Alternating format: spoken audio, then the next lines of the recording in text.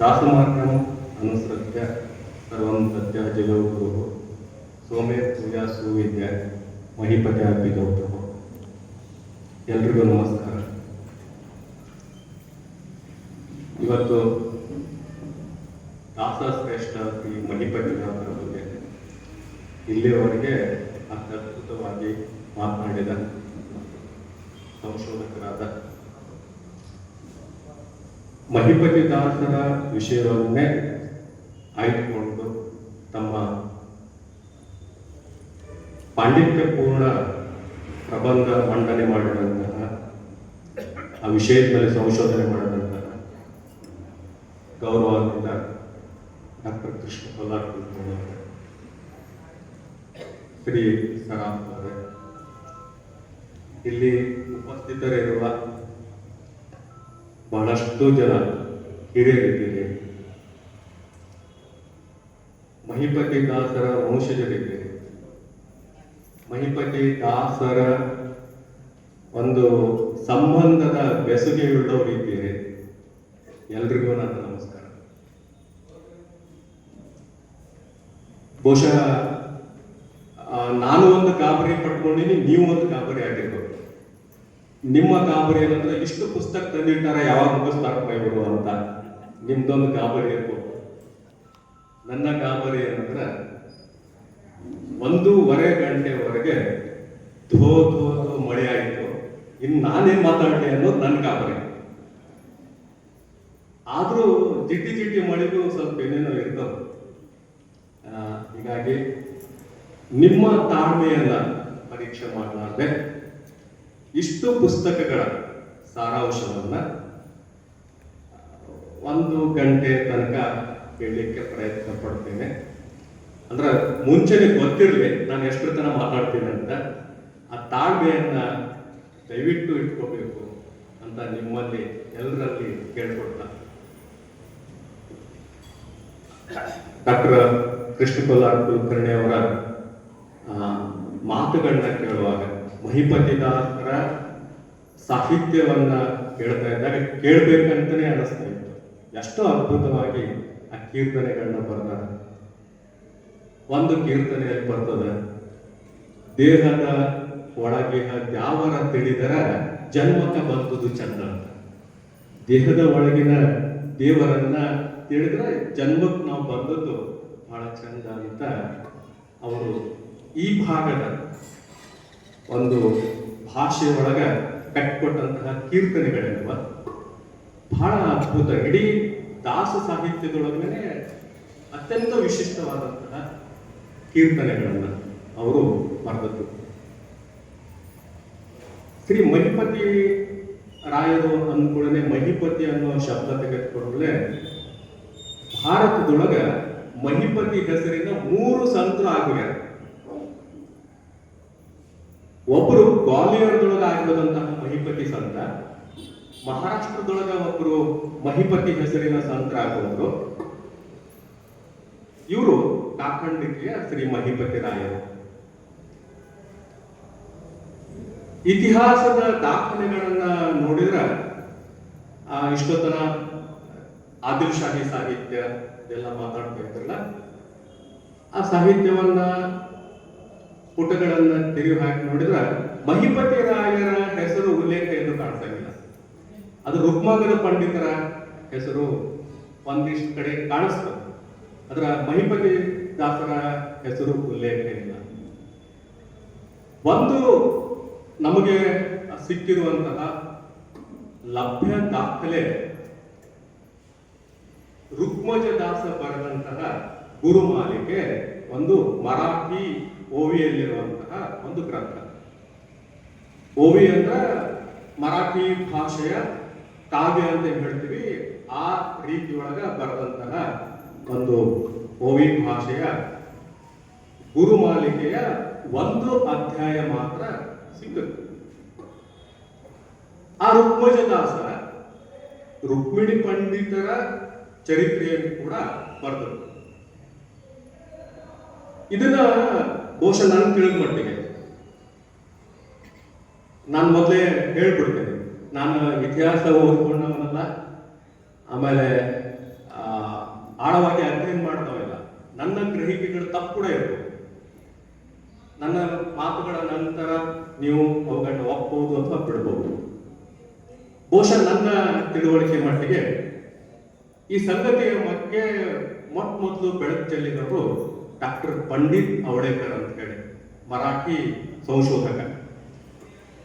ಪಂಡಿತ್ ಅವಳೇಕರ್ ಅವರು 1957 ಒಂದು ಸಣ್ಣ ಪ್ರಬಂಧ ಕರ್ನಾಟಕ ವಿಶ್ವವಿದ್ಯಾಲಯದ ಒಂದು ಜರ್ನಲ್ದೊಳಗೆ ಅದು ಪ್ರಿಂಟ್ ಆಗ್ತದೆ. ಅದಾದ್ಮೇಲೆ 1972 ಅವರು ತಮಗೆ ಲಭ್ಯವಾದಂತಹ ಗ್ರಂಥಗಳನ್ನ ಸಂಪಾದನೆ ಮಾಡಿ ಒಂದು ಪುಸ್ತಕವನ್ನೇ, ಅದು ಕರ್ನಾಟಕ ವಿಶ್ವವಿದ್ಯಾಲಯದಿಂದ ಅನುವಾದಗೊಂಡು, ಕನ್ನಡದಲ್ಲಿ ಅನುವಾದಗೊಂಡು ಅದು ಪ್ರಕಟ ಕೂಡ ಆಗ್ತದೆ. ಆ ಮಾಹಿತಿಯನ್ನ ಆಧಾರವಾಗಿಟ್ಕೊಂಡು ನಾನು ಒಂದಿಷ್ಟು ಸಂಗತಿಗಳನ್ನ ಹೇಳಿ ಪ್ರಯತ್ನ ಪಡ್ತೇನೆ. ಜೊತೆಗೆ ಜನಜನಿತವಾದ ಹೇಳಿಕೆಗಳೇನವ, ನಾನು ಕಾಕಂಡಿಕಿ ಗ್ರಾಮದವರಾಗಿರೋದ್ರಿಂದ ಅಲ್ಲಿ ಕೇಳ್ಕೊಂಡು ಬಂದಂತಹ, ನಾನು ಚಿಕ್ಕವನಿದ್ದಾಗ ಕೇಳ್ಕೊಂಡು ಬಂದಂತಹ ಸಂಗತಿಗಳೇನವ, ಅವುಗಳನ್ನ ನಿಮ್ಮ ಜೊತೆ ಹಂಚ್ಕೊಳ್ಳಿಕ್ಕೆ ಪ್ರಯತ್ನ ಪಡ್ತೇನೆ. ಮಹಿಪತಿರಾಯರ ಮೂಲತಃ ಮಹಿಪತಿರಾಯರು ಬಾಗಲಕೋಟದವರು ಅಂತ ಒಂದು ಮಾತು. ಅವ್ರದ್ದು ಕಾಕವಟೆ ಮನೆತನ. ವಂಶಾವಳಿಯಲ್ಲಿ ಸಿಕ್ಕ ಲಭ್ಯತೆ ಪ್ರಕಾರ ಅವರ ಅಜ್ಜನ ಹೆಸರು ರಂಗಭಟ್ಟ, ತಂದೆ ಕೋನೇರಿ ರಾಯರು. ಕಾಲಾಂತರದೊಳಗ ಅಥಣಿ ತಾಲೂಕಿನ ಐಗಡಿ ಗ್ರಾಮಕ್ಕೆ ಅವರು ವಲಸೆ ಬಂದಿರಬಹುದು.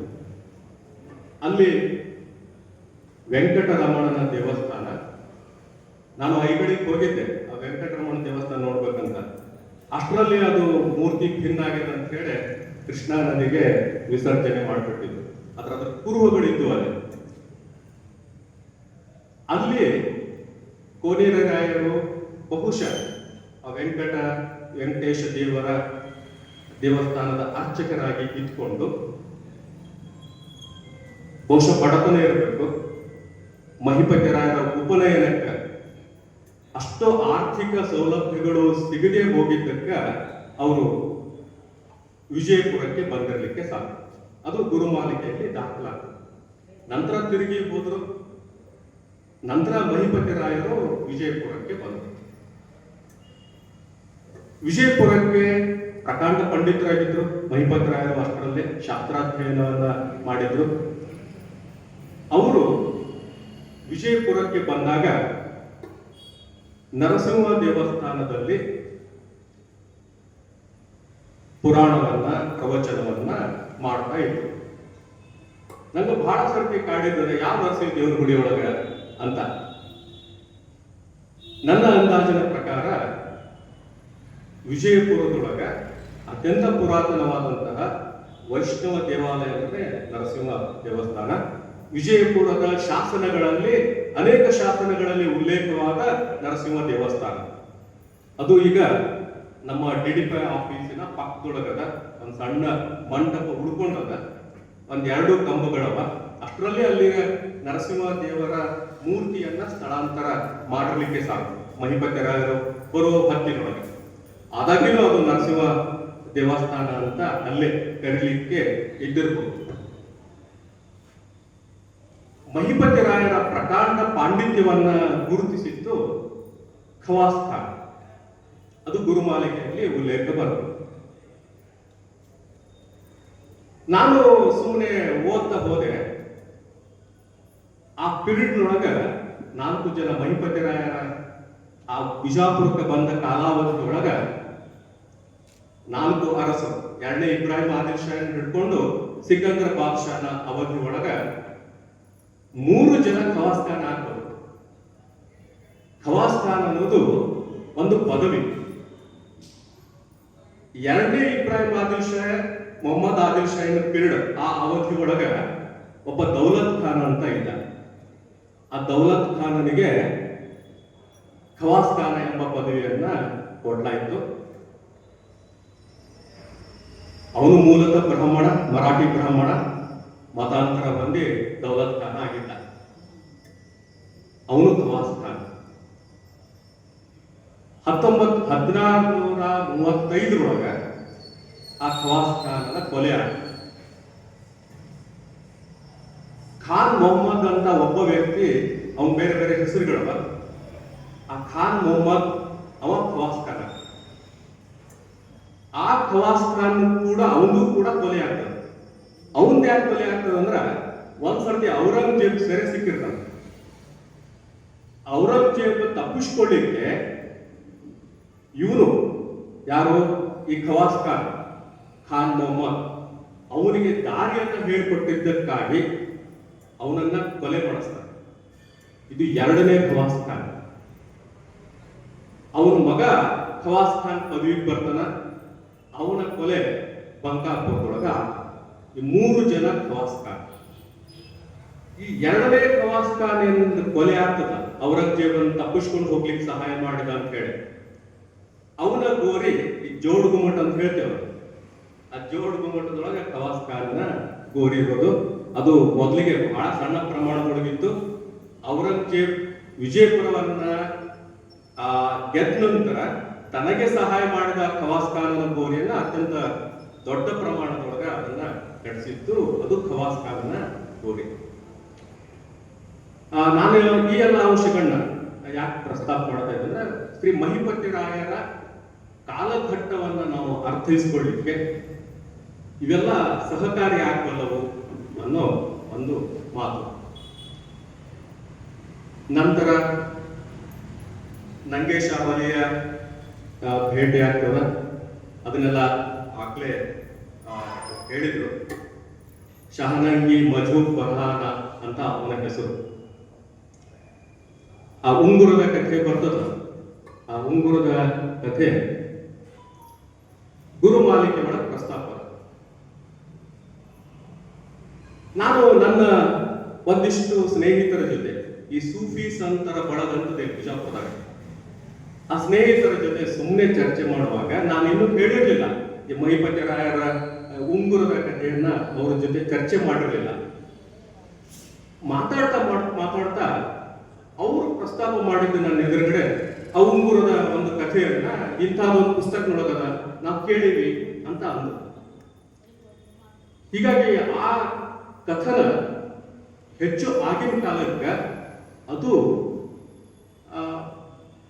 ಪ್ರಚಲಿತದಲ್ಲಿ ಇರಬಹುದು.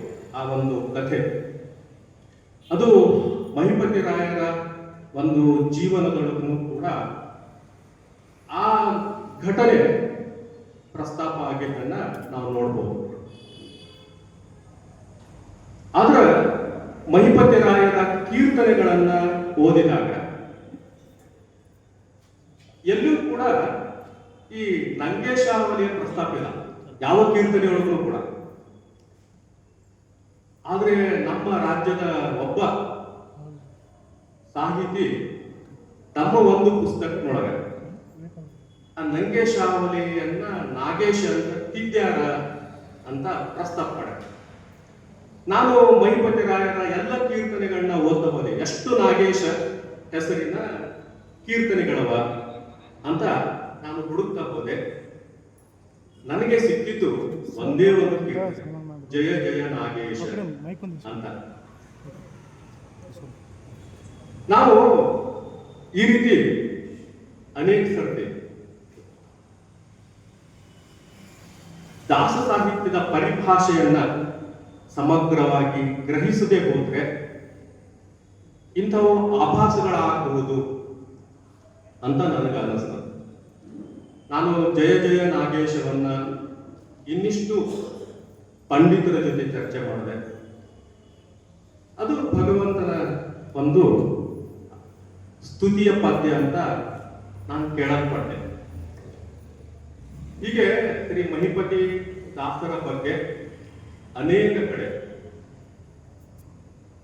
ಅನೇಕ ರೀತಿಯಲ್ಲಿ ತಪ್ಪು ಗ್ರಹಿಕೆಗಳು ಆದಂತಹ ಉದಾಹರಣೆಗಳು ಕೂಡ.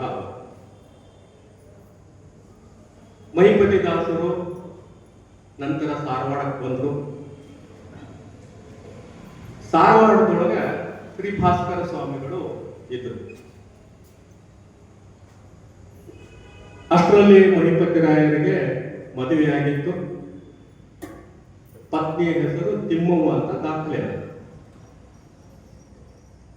ಕಲಬುರಗಿಯ ದೇಶಮುಖ ಮನೆತನದ ಹೆಣ್ಮಗಳು ಅನ್ನೋದು ಕೂಡ ಒಂದು ಪ್ರಚಲಿತವಾದಂತಹ ಹೇಳಿಕೆ. ಮಹಿಪತಿ ರಾಯರು ಸಾರವಾಡದಲ್ಲಿ ಭಾಸ್ಕರ ಸ್ವಾಮಿಗಳಿದೆ. ಅವರ ಭೇಟಿ ಏನಾಯ್ತು,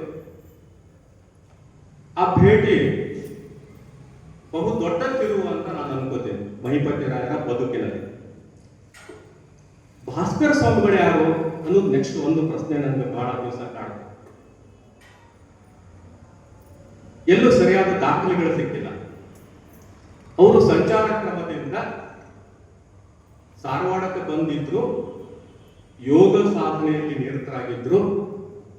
ಆ ಯೋಗ ಸಾಧನೆಯಿಂದ ಎಚ್ಚೆತ್ತು ಮಹಿಪತಿ ರಾಯರಿಗೆ ಭೇಟಿಯಾದರು ಅನ್ನೋದು ಒಂದು.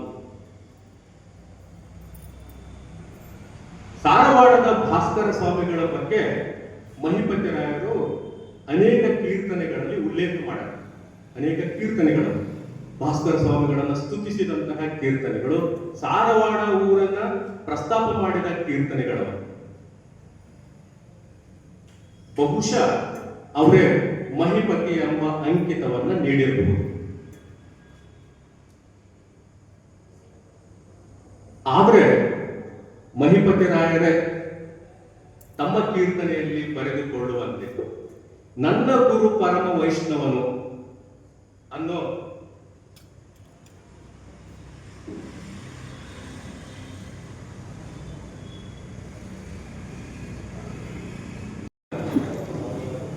ಶ್ರೀ ಮಹಿಪತಿ ರಾಯರು ತಿರುಗಿ ವಿಜಯಪುರಕ್ಕೆ ಬಂದರು. ಇಷ್ಟು ಮಾಹಿತಿ ನಮಗ ಗುರುಮಾಲಿಕೆಯಲ್ಲಿ ಸಿಗ್ತದೆ. ಇಲ್ಲಿ ಗುರುಮಾಲಿಕೆ ನಿಂತು ಬಿಡ್ತದೆ. ಅದು ಮೊದಲ ಅಧ್ಯಾಯ ಅಂತ ಅದರಲ್ಲಿ ಪ್ರಸ್ತಾಪ ಆಗಿ ಅಷ್ಟು ಮಾಹಿತಿ ನಿಲ್ತದೆ. ಅದರ ನಂತರ ನಮಗ ಮಹಿಪತಿ ರಾಯರ ಕಿರುಚರಿತ್ರೆ ಅವರ ಮರಿ ಮೊಮ್ಮಗ ಬರೆದದಂತೆ ಉಲ್ಲೇಖ ಮಾಡಿದ್ರು. ಆ ನಂತರದ ಕಥೆಯನ್ನ ಆ ಕಿರುಚರಿತ್ರೆ ಒಳಗ ನಾವು ಕಾಣ್ತೀವಿ. ಇದು ಮುಂದಿನ ಆಕರಣ ಮಹಿಪತಿ ರಾಯರ ಬದುಕಿನಲ್ಲಿ ಏನ್ ನಡೆದಿರ್ಬೋದು ಅನ್ನೋದು ಒಂದು ಮುಂದಿನ ಭಾಗ. ಮಹಿಪತಿ ರಾಯರು ತಮ್ಮಲ್ಲಿರುವ ಎಲ್ಲ ಸಂಪತ್ತನ್ನ ದಾನ ಮಾಡಿದ ನಂತರ ಅವರು 3 ವರ್ಷ ಶಹಪುರದಲ್ಲಿ ಇದ್ರು ಅಂತ ಚರಿತ್ರೆ ಹೇಳುತ್ತೆ. ಯಾಕೆ ಶಹಪುರಕ್ಕೆ ಹೋದ್ರು ಅನ್ನೋದ್ರ ಬಗ್ಗೆ ಕೃಷ್ಣ ಕೊಲ್ಲಾರ್ ಕುಲಕರ್ಣಿ ಅವರು ಪ್ರಸ್ತಾಪ ಮಾಡ್ತಾ ಇದ್ದಾರೆ. ಇನ್ನೂ ಒಂದು ಕಾರಣ ಇರ್ಬೋದು ಅವರು ಶಾಪುರಕ್ಕೆ ಹೋಗ್ಲಿಕ್ಕೆ. ಇನ್ನೊಂದು ಕಾರಣ ಏನಂದ್ರ ಆ ಸಂದರ್ಭದೊಳಗ ಔರಂಗಜೇಬ ವಿಜಯಪುರ ಮೇಲೆ ದಾಳಿ ಮಾಡಬೇಕು ಅಂತ ಹೇಳಿ ಬರ್ತಾರೆ. ಅದರ ಪೂರ್ತಿ ಬಿಜಾಪುರ ಬರಂಗಿಲ್ಲ, ಮಧ್ಯದಲ್ಲಿ ತಿರುಗಿ ಹೋಗ್ತಾನ. ಆದ್ರ ದಾಳಿ ಮಾಡಬೇಕು ಅನ್ನೋ ಉದ್ದೇಶ ಇಟ್ಕೊಂಡು ಬಂದಿರ್ತಾನೆ. ಆ ಒಂದು ಕಾರಣದಿಂದ ಶಹಪುರಕ್ಕೆ ಹೋದ್ರು. ನನಗೆ ಪ್ರಶ್ನೆ ಉದ್ಭವ ಆಗಿದ್ದು ಇಲ್ಲೇ, ಅವ್ರು ಮಹಿಪತಿ ರಾಯರು ಎಲ್ಲ ಬಿಟ್ಟು ಶಹಾಪುರಕ್ಕೆ ಯಾಕೆ ಹೋದ್ರು, ಬೇರೆ ಕಡೆ ಯಾಕೆ ಹೋಗ್ಲಿಲ್ಲ ಅನ್ನೋದು ನನ್ನ ಪ್ರಶ್ನೆ ಆಗಿದೆ. ನಾನು ಹುಡುಕ್ತಾ ಹೋದೆ. 1655 ಔರಂಗಜೇಬನ ದಾಳಿ ಅಂತ ಏನ್ ಗೊತ್ತಾಗ್ತದ, ಅವಾಗ ಶಾಪುರಕ್ಕೆ ಮಹಿಪತಿ ರಾಯರು ಹೋಗ್ಲಿಕ್ಕೆ ಕಾರಣ ಆ ಶಾಪುರ ಸುರಪುರದ ನಾಯಕರ ಆಡಳಿತದ ವ್ಯಾಪ್ತಿಯೊಳಗಿತ್ತು. ಅಲ್ಲೇ ಗಡ್ಡಿಪಿಡ್ಡ ನಾಯಕ ಮತ್ತು ಪಾಮ ನಾಯಕ ಇದ್ರು. ಒಂದು ಅಂದಾಜಿನಂತೆ ಗಡ್ಡಿಪಿಡ್ಡ ನಾಯಕನಿಗೆ ಆ ಪಟ್ಟ ಕಟ್ಟಿತು ಮಹಿಪತಿ ರಾಯರು ಅನ್ನೋದು ಒಂದು ಊಹೆ. ಅಷ್ಟೊಂದು ಸಂಬಂಧ ಗಡ್ಡಿಪಿಡ್ಡ ನಾಯಕನ ಜೊತೆ ಇತ್ತು. ಕಲಬುರ್ಗಿ ಅಥವಾ ಗುಲ್ಬರ್ಗ ಅಂತ ಏನ್ ಕರಿತೀವಿ, ಆ ಪ್ರದೇಶ ಸುರಪುರದ ನಾಯಕರ ಆಡಳಿತದ ವ್ಯಾಪ್ತಿಯೊಳಗಿತ್ತು. ಇದು ಒಂದಕ್ಕೊಂದು ಬಹಳ ನಿಕಟವಾದ ಒಂದು ಸಂಬಂಧ. ಯಾಕೆ ಶಹಾಪುರಕ್ಕೆ ಹೋದ್ರು ಮಹಿಪತಿ ರಾಯರು ಅನ್ಲಿಕ್ಕೆ, ಆ ಶಹಾಪುರದ ಬೆಟ್ಟದ ಮೇಲೆ ಮಹಿಪತಿ ರಾಯರು ಅನುಷ್ಠಾನ ಮಾಡಿದ ಜಾಗ, ಅವರು ಪ್ರತಿಷ್ಠಾಪನೆ ಮಾಡಿದ ಹನುಮಂತ ದೇವರು, ಅಲ್ಲಿ ಮಂದಾಕಿನಿ ಸರೋವರ, ಎಲ್ಲ ಪೂರ್ವಗಳು ಈಗಲೂ ಕೂಡ ನಾನು ಅಲ್ಲೇ ಶಹಾಪುರ ಬೆಟ್ಟದ ಮೇಲೆ ಹೋಗಿ ಮಂದಾಕಿನ ಸರೋವರದ ಮಗ್ಗಲಿಕ್ಕಿರುವಂತಹ ಆ ಹನುಮಂತ ದೇವರ ಗುಡಿಯನ್ನ ನೋಡ್ಕೊಂಡ್ ಬಂದೆ. ಆದ್ರೆ ನಿಧಿ ಕಳ್ಳರಿಂದಾಗಿ ಪ್ರತಿಷ್ಠಾಪನೆ ಮಾಡಿದ ಆ ಮೂರ್ತಿ ಈಗಿಲ್ಲ. 1972ರ ಕಾಲಾವಧಿ ಒಳಗ ಅಲ್ಲಿ ಬೇರೆಯವರು ಹನುಮಂತ ದೇವರ ಮೂರ್ತಿಯನ್ನ ಪ್ರತಿಷ್ಠಾಪನೆ ಮಾಡಿದ್ದು ಅನ್ನೋ ಒಂದು ಲೇಖನ ಕೂಡ ನನಗೆ ಸಿಕ್ತು. ಅಷ್ಟರಲ್ಲಿ ಶ್ರೀ ಮಹಿಪತಿ ರಾಯರು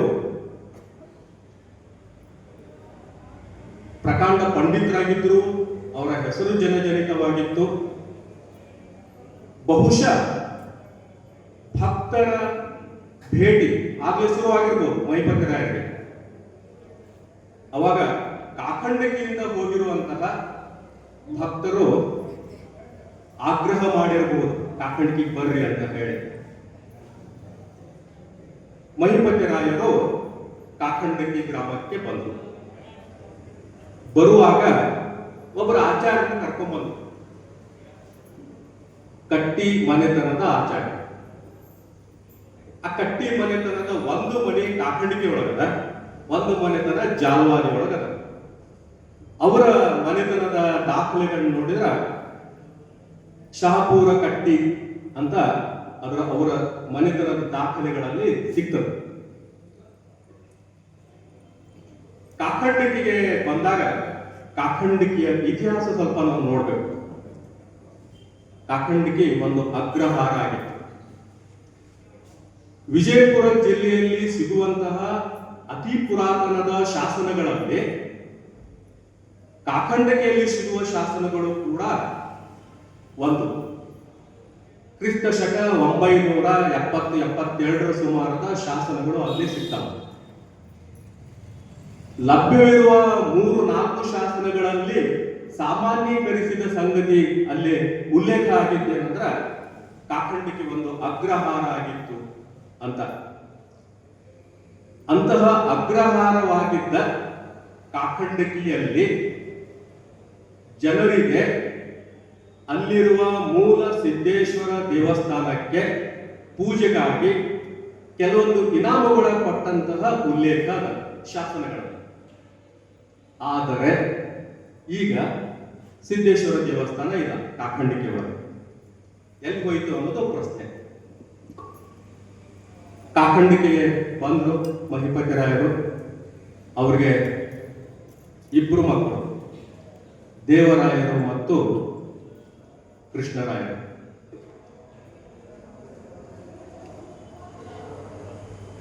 ಜನಜನಿತ ಹೇಳಿಕೆಯ ಪ್ರಕಾರ ದೇವರಾಯರು ಹಿರಿಯರು, ಕೃಷ್ಣರಾಯರು ಕಿರಿಯರು. ನಾವು ಇತಿಹಾಸ ಬರೆಯುವಾಗ ಕೆಲವೊಮ್ಮೆ ಗೆಜೆಟೇರ್ಗಳನ್ನ ನೋಡ್ತೀವಿ. ಗೆಜೆಟೇರ್ದೊಳಗ ಅವಳಿ ಜವಳಿ ಅಂತ ಉಲ್ಲೇಖ ಆಗಿದ್ದನ್ನ ನಾನು ಓದಿದ್ದೇನೆ. ಆದ್ರೆ ಯಾವುದೇ ಸಂಶೋಧಕರ, ಇತಿಹಾಸ ಸಂಶೋಧಕರನ್ನ ನೀವು ಸುಮ್ಮನೆ ಕೇಳ್ರಿ, ಗೆಜೆಟೇರ್ಗಳು ಪ್ರೈಮರಿ ಸೋರ್ಸ್ ಅಲ್ಲ ಅಂತ ಹೇಳ್ತಾರೆ. ವಿಜಯಪುರದ ಗೆಜೆಟೇರ್ ಬಂದದ್ದು 1887ರೊಳಗೆ. ಹೀಗಾಗಿ ಗೆಜೆಟೇರ್ದ ಮಾಹಿತಿಗಳು ಅವು ಪ್ರೈಮರಿ ಸೋರ್ಸ್, ಪ್ರಾಥಮಿಕ ದಾಖಲೆಗಳಲ್ಲ. ದಾಖಲೆ ಬರೆಯುವಾಗ ಅಂತ ಸಂಶೋಧನಾ ಗ್ರಂಥ, ಯಾವುದೇ ಗ್ರಂಥ, ನಾನು BV ಶಿರು ಇವರ ಸಂಶೋಧನಾ ಗ್ರಂಥವನ್ನು ಓದಿದಾಗ ಉಲ್ಲೇಖ ಮಾಡಿದ ಯಾವುದೇ ಸಂಶೋಧನಾ ಗ್ರಂಥದೊಳಗ ನಿಮ್ಗೆ ಈ ಮಾಹಿತಿ ಸಿಗ್ತದೆ. ದೇವರಾಯರು ಮತ್ತು ಕೃಷ್ಣರಾಯರು ಚಿಕ್ಕವರಿದ್ದಾಗಲೇ ತಾಯಿ ತೀರ್ಕೊಂಡು ತಿಮ್ಮವ್ವ. ದೇವರಾಯರನ್ನ ಅಜ್ಜ ದೇಶಮುಖರು, ಗುಲ್ಬರ್ಗಾದ ದೇಶಮುಖರು ದೇವರಾಯರನ್ನ ಕರ್ಕೊಂಡು ಹೋದ್ರು ತಮ್ಮ ಕಡೆನೆ ಇಟ್ಟು ಬೆಳೆಸಲಿಕ್ಕೆ. ದೇವರಾಯರು ಬೆಳೆದ್ರು, ದೇಶಮುಖ ಮನೆತನ. ಶಸ್ತ್ರವಿದ್ಯೆಗಳಲ್ಲೆಲ್ಲ ಪಾರಂಗತ ಮಾಡಿದರು.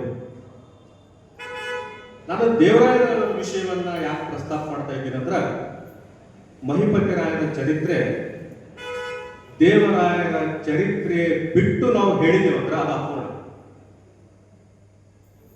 ಹೀಗಾಗಿ ದೇವರಾಯರು ಕ್ಷಾತ್ರ ತೇಜಸ್ಸನ್ನ ಪಡೆದ ನಂತರ ಅವರು ಜಾಲವಾದ ಗ್ರಾಮ, ಈಗ ದೇವರಿಪ್ಪರಿಗೆ ತಾಲೂಕಿನ ಜಾಲವಾದ ಗ್ರಾಮ ಇರುತ್ತ, ಆ ಜಾಲವಾದ ಗ್ರಾಮದ ಆ ಪ್ರದೇಶವನ್ನು ಅವರು ಆಡಲಿಕ್ಕೆ ಪ್ರಾರಂಭ ಮಾಡಿದರು.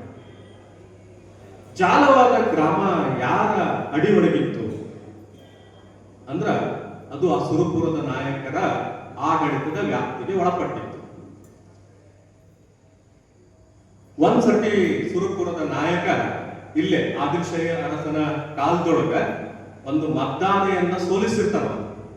ಮದ್ದಾನೆಯನ್ನ ಸೋಲಿಸಿದ್ದಕ್ಕಾಗಿ ಅವನಿಗೆ ಜಾಹೀರು ಆಗಿ ಇಂತಿಷ್ಟು ಊರುಗಳ ಪರಗಣಿ ಅವನಿಗೆ ಸಿಕ್ಕಿರ್ತದೆ.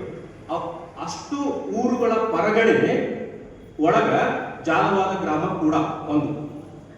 ಇದು ಸುರಪುರದ ಇತಿಹಾಸ ಪುಸ್ತಕದೊಳಗ ಖ್ಯಾತ ಸಂಶೋಧಕರಾದ ಕಪಟ್ರಾಳು ಕೃಷ್ಣರಾವ್ ಅವರು ಉಲ್ಲೇಖಿಸಿದ ಸಂಗತಿ. ಆ ಸುರಪುರದ ನಾಯಕರಿಗೆ ಜಾಲವಾದ ಗ್ರಾಮ ಪರಗಣಿ ಸಿಕ್ಕಿತ್ತು ಅನ್ನೋದನ್ನ ಅವರು ಉಲ್ಲೇಖ ಮಾಡ್ತಾರೆ. ಹೀಗಾಗಿ ಸುರಪುರದ ನಾಯಕರು, ಗುಲ್ಬರ್ಗದ ದೇಶಮುಖ ಮನೆತನ ಪ್ಲಸ್ ದೇವರಾಯ, ಈ ಚರಿತ್ರೆಗಳೇನವ ಒಂದಕ್ಕೊಂದು ಕೊಂಡಿಯಾಗಿರುವಂತಹ ಸಂಗತಿಗಳು. ದೇವರಾಯರು ಆ ಜಾಲವಾದವನ್ನ ಆಡ್ತಾ ಇದ್ದಂತಹ ಪ್ರದೇಶದೊಳಗ,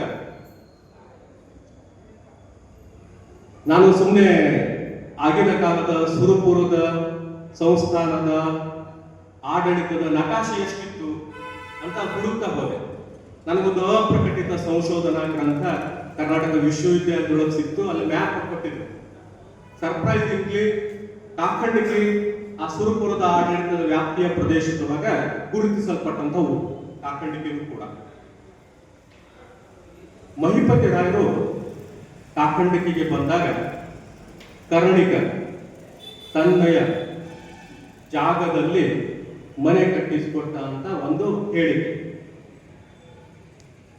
ಈಗ ಕಾಖಂಡಿಕೆ ಒಳಗ ಮಹಿಪತಿ ರಾಯರು ವಾಸವಿದ್ರು ಅಂತ ಹೇಳುವ, ದೊಡ್ಡ ಮನೆ ಅಂತ ಹೇಳಲ್ಪಡುವ ಆ ಮನೆ ಕರ್ಣಿಕನ ಹಿತ್ತಲು ಆಗಿರ್ಬೋದು. ಆ ಹಿತ್ತಲು ಜಾಗವನ್ನ, ಅವ್ರ ಮನೆ ಇದ್ದದನ್ನ ಹಿತ್ತಲು ಜಾಗ ಅಂತ ಪರಿಗಣಿಸಿದ್ರ ಯಾರ ಮನೆಯ ಹಿತ್ತಲು ಅದು ಅಂತ ಸುಮ್ಮನೆ ವಿಚಾರ ಮಾಡಿದ್ರ ಅಲ್ಲೇ ನಮಗ ಸಿಗೋದು ಈಗ ಮನೆ ಕಾಖಂಡಿಕೆಯಲ್ಲಿರುವ ದೇಸಾಯರ ಮನೆ. ದೇಸಾಯರ ವಾಡೆ ಅಂತ. ಆ ವಾಡೆಯ ಬಾಗಿಲು ಅಲ್ಲೇ ಕಟ್ಟಪ್ಪ ದೇವ್ರ ಗುಡಿ ಅಂತ ಏನ್ ಕರಿತೀವಿ, ಆ ಕಡೆ ಅಭಿಮುಖವಾಗಿ ಬಾಗಿಲಲ್ಲ, ಅಷ್ಟು ದೊಡ್ಡ ವಾಡೆ ಆಗಿರ್ಬೋದು. ಆ ವಾಡೆದ ಹಿಂದ್ಗಡೆ ಅವ್ರ ಮನೆ, ಆ ಕರ್ಣಿಕ ಕಟ್ಟಿಸಿಕೊಟ್ಟಿರುವ ಮನೆ. ಹೀಗಾಗಿ ಕಾಖಂಡಿಕೆಯ ದೇಸಾಯರು ಆ ಕರ್ಣಿಕ ಆಗಿರ್ಲಿಕ್ಕೆ ಸಾಕು. ಆ ಕಾಖಂಡಿಕೆಯ ದೇಸಾಯರೇ ತಮ್ಮ ಫಲವನ್ನ ಶ್ರೀ ಮಹಿಪತಿ ರಾಯರ ಅನುಷ್ಠಾನ ಕೂಡ್ಲಿಕ್ಕೆ ಆ ಜಾಗವನ್ನ ಕೊಟ್ಟಿರ್ಲಿಕ್ಕೆ ಸಾಕು. ಆ ಸ್ಥಳದೊಳಗ ಶ್ರೀ ಮಹಿಪತಿ ರಾಯರು ತಮ್ಮ ಯೋಗ ಅನುಷ್ಠಾನ ಸಾಧನೆಯನ್ನ ಮುಂದುವರಿಸಿದರು. ಈ ಮಧ್ಯದೊಳಗ ಆ ಔರಂಗಜೇಬ್ ದಾಳಿ ಮಾಡ್ಲಿಕ್ಕೆ ಆಗ್ಲಿಲ್ಲ. ಆ ಸಂದರ್ಭದೊಳಗ 1679-80 ಸುಮಾರಿನೊಳಗ ಔರಂಗಜೇಬ್ ಏನ್ ಮಾಡದ, ತನ್ನ ಸೇನಾಧಿಪತಿಯನ್ನ ಪಟ್ಟು ಕಳಿಸಿದ ಮತ್ತೆ ದಾಳಿ ಮಾಡ್ಲಿಕ್ಕೆ ಬಿಜಾಪುರದ ಮೇಲೆ. ಅವನ ಹೆಸರು ದಿಲೇರ್ ಖಾನ್. ಆ ದಿಲೇರ್ ಖಾನ್ಗೆ ವಿಜಯಪುರ ನಗರವನ್ನ ಪ್ರವೇಶ ಮಾಡ್ಲಿಕ್ಕೆ ಆಗ್ಲಿಲ್ಲ. ಅವನು ಸುತ್ತಲಿನ ಹಳ್ಳಿಗಳನ್ನ ಲೂಟಿ ಮಾಡ್ತಾ ಬಂದ. ಅವ ಉಗ್ಲಿಗ್ ಬಂದ, ತಿಕೋಟಿಗೆ ಬಂದ. ತಿಕೋಟಗೆ ಅವನು ಬಂದಾನಂತ ಸುದ್ದಿ ಕೇಳಿನೇ 1000 ಜನ ಹಾಕೊಂಡ್ರು ಬಾವಿ ಒಳಗ. ಎಷ್ಟು ಕ್ರೂರ ಇತ್ತು ಪರಿಸ್ಥಿತಿ ಅನ್ನಲಿಕ್ಕೆ ಇದೊಂದು ಉದಾಹರಣೆ. ಹಾಗೆ ಬಂದಂತಹ ದಿಲೇರ್ ಖಾನ್ ಕಾಖಂಡಿಕೆಗೆ ಬಂದ. ಕಪಟ್ರಾಳು ಕೃಷ್ಣರಾವರ ಗ್ರಂಥದಲ್ಲಿ, ಆದಿಲ್ ಶಾಹಿ ಸಾಹಿತ್ಯದ ಗ್ರಂಥಗಳಲ್ಲಿ, ಕೊಗ ಹಳಕಟ್ಟಿಯಿಂದ ಪ್ರಕಟವಾದಂತಹ ಗ್ರಂಥಗಳಲ್ಲಿ ಉಲ್ಲೇಖಿಸಲ್ಪಟ್ಟಂತಹ ಮಾಹಿತಿಗಳಿದ್ದು, ದಿಲೇರ್ ಖಾನ್ ಕಾಖಂಡಿಕೆಯಲ್ಲಿ 56 ದಿನಗಳಿದ್ದ. ಕಾಖಂಡಿಕೆಯ ಪರಿಸ್ಥಿತಿ ಏನಾಗಿರ್ಬೋದು? ಅಗ್ರಹಾರ ಆಗಿದ್ದ ಕಾಖಂಡಿಕೆಗೆ ಚಲ್ಲಾಪಿಲ್ಲಿ ಆಯಿತು. ಬಹಳ ಸ್ವಾರಸ್ಯಕರ ಸಂಗತಿ ಅಂದ್ರ, ಕಾಖಂಡಿಕೆ ಅಗ್ರಹಾರ ಅಂತ ಹೇಳಿದೆ, ಅನೇಕ ಜೋಯಿಸರ ಮನೆತನಗಳಿದ್ದು ಕಾಖಂಡಿಕೆ ಒಳಗ. ಕಾಖಂಡಿಕೆ ಜೋಯಿಸರು ಬಂದರಿದೆ. ಅಂಥ ಕಾಖಂಡಿಕೆ ಜೋಯಿಸರ ಮನೆತನಗಳಲ್ಲಿ ಪ್ರಸನ್ನ ವೆಂಕಟದಾಸರ ಮನೆತನ ಕೂಡ ಒಂದು. ಪ್ರಸನ್ನ ವೆಂಕಟದಾಸರ ತಂದೆ ತಾಯಿಗಳು 1680 ಕಾಖಂಡಿಕೆ ಊರ್ ಬಿಟ್ಟು ಎಲ್ಲ ಬ್ರಾಹ್ಮಣರು ಚಲ್ಲಾಪಿಲ್ಲಿ ಆದರು. ಆ ಕಾಖಂಡಿಕೆಯ ಪ್ರದೇಶ ಸುರಪುರದ ವ್ಯಾಪ್ತಿ ಅಂತ ನಾನು ಏನ್ ಹೇಳಿದ್ದೀನಿ ಆ ವ್ಯಾಪ್ತಿಯೊಳಗಿತ್ತು. ದೇವರಾಯರು ತಮ್ಮ ತಂದೆ ಮತ್ತು ತಮ್ಮ ಕೃಷ್ಣರಾಯರ ರಕ್ಷಣೆಗಾಗಿ ದಂಡೆತ್ತಿ ಬಂದಿರಲಿಕ್ಕೆ ಸಾಕು. ಸಾಮಾನ್ಯವಾಗಿ ದಾಸ ಸಾಹಿತ್ಯದೊಳಗ ಚಾರಿತ್ರಿಕ ಘಟನೆಗಳು, ತಮ್ಮ ವೈಯಕ್ತಿಕ ವಿಚಾರಗಳು ಬರೆದುಕೊಳ್ಳುವುದು ಬಹಳ ಅಪರೂಪ. ಯಾವ ದಾಸರು ತಮ್ಮ ಬದುಕಿನ ಘಟನೆಗಳನ್ನ ಬರ್ಕೊಳಂಗಿಲ್ಲ. ಎಲ್ಲೋ ಅಲ್ಲೊಂದು ಇಲ್ಲೊಂದು ಉಲ್ಲೇಖಗಳು. ವಿಜಯದಾಸರು ತಮ್ಮ ಮಗ ಅವನು ಅಪಮೃತ್ಯುಗೆ ಒಳಗಾದಾಗ ಕೀರ್ತನೆಗಳನ್ನ ಬರೆದಾರ. ಮಗ ಕಾಲವಾದಾಗಲೂ ಕೂಡ ಅನೇಕ ಸುಳಾದಿಗಳನ್ನ ಬರೆದಾರ. ಒಂದಿಷ್ಟು ಉದಾಹರಣೆಗಳು. ನಾನು ಮಹಿಪತಿ ರಾಯರ ಕೀರ್ತನೆಗಳನ್ನ ಓದ್ತಾ ಹೋದೆ. ಒಂದು ಪದ್ಯ ಈ ವಿಷಯದ ಕುರಿತು ಅದ ಅಂತ ನನಗ ಭಾಸ ಆಯಿತು. ನನ್ನ ಗ್ರಹಿಕೆ ತಪ್ಪಾಗಿಯೂ ಇರಬಹುದು. ಒಂದು ಜನಜನಿತವಾದಂತಹ ಹೇಳಿಕೆ, ಬಂದ ದುರಿತಗಳ ಪರಿಹಾರ ಮಾಡಯ್ಯ ತಂದೆ ಶ್ರೀ ಗುರು ಮಹಿಪತಿ ರಾಯ ಅನ್ನೋ ಒಂದು ಕೀರ್ತನೆ ಅದ. ಅದನ್ನ ದೇವರಾಯರು ಬರ್ದಾರ ಅಂತ ಒಂದು ಪ್ರಚಲಿತವಾದಂತಹ ಹೇಳಿಕೆ. ಅದರಲ್ಲಿ ಪೂರ್ಣಾಯುಷ್ಯ ಕೊಟ್ಟು ರಕ್ಷಿಸಯ್ಯ ಅಂತ ಬರ್ತದ. ಇನ್ನೂ ಇಷ್ಟು ಕೀರ್ತನೆಗಳನ್ನ ನಾನು ಸುಮ್ಮನೆ ಓದಿದಾಗ ನನಗೆ ಸಿಕ್ಕಂತವುಗಳನ್ನ ಕೆಲವೊಂದು ಅಂಶಗಳನ್ನ ಇಲ್ಲೇ ಪ್ರಸ್ತಾಪ ಮಾಡಲಿಕ್ಕೆ ಬಯಸ್ತೇನೆ.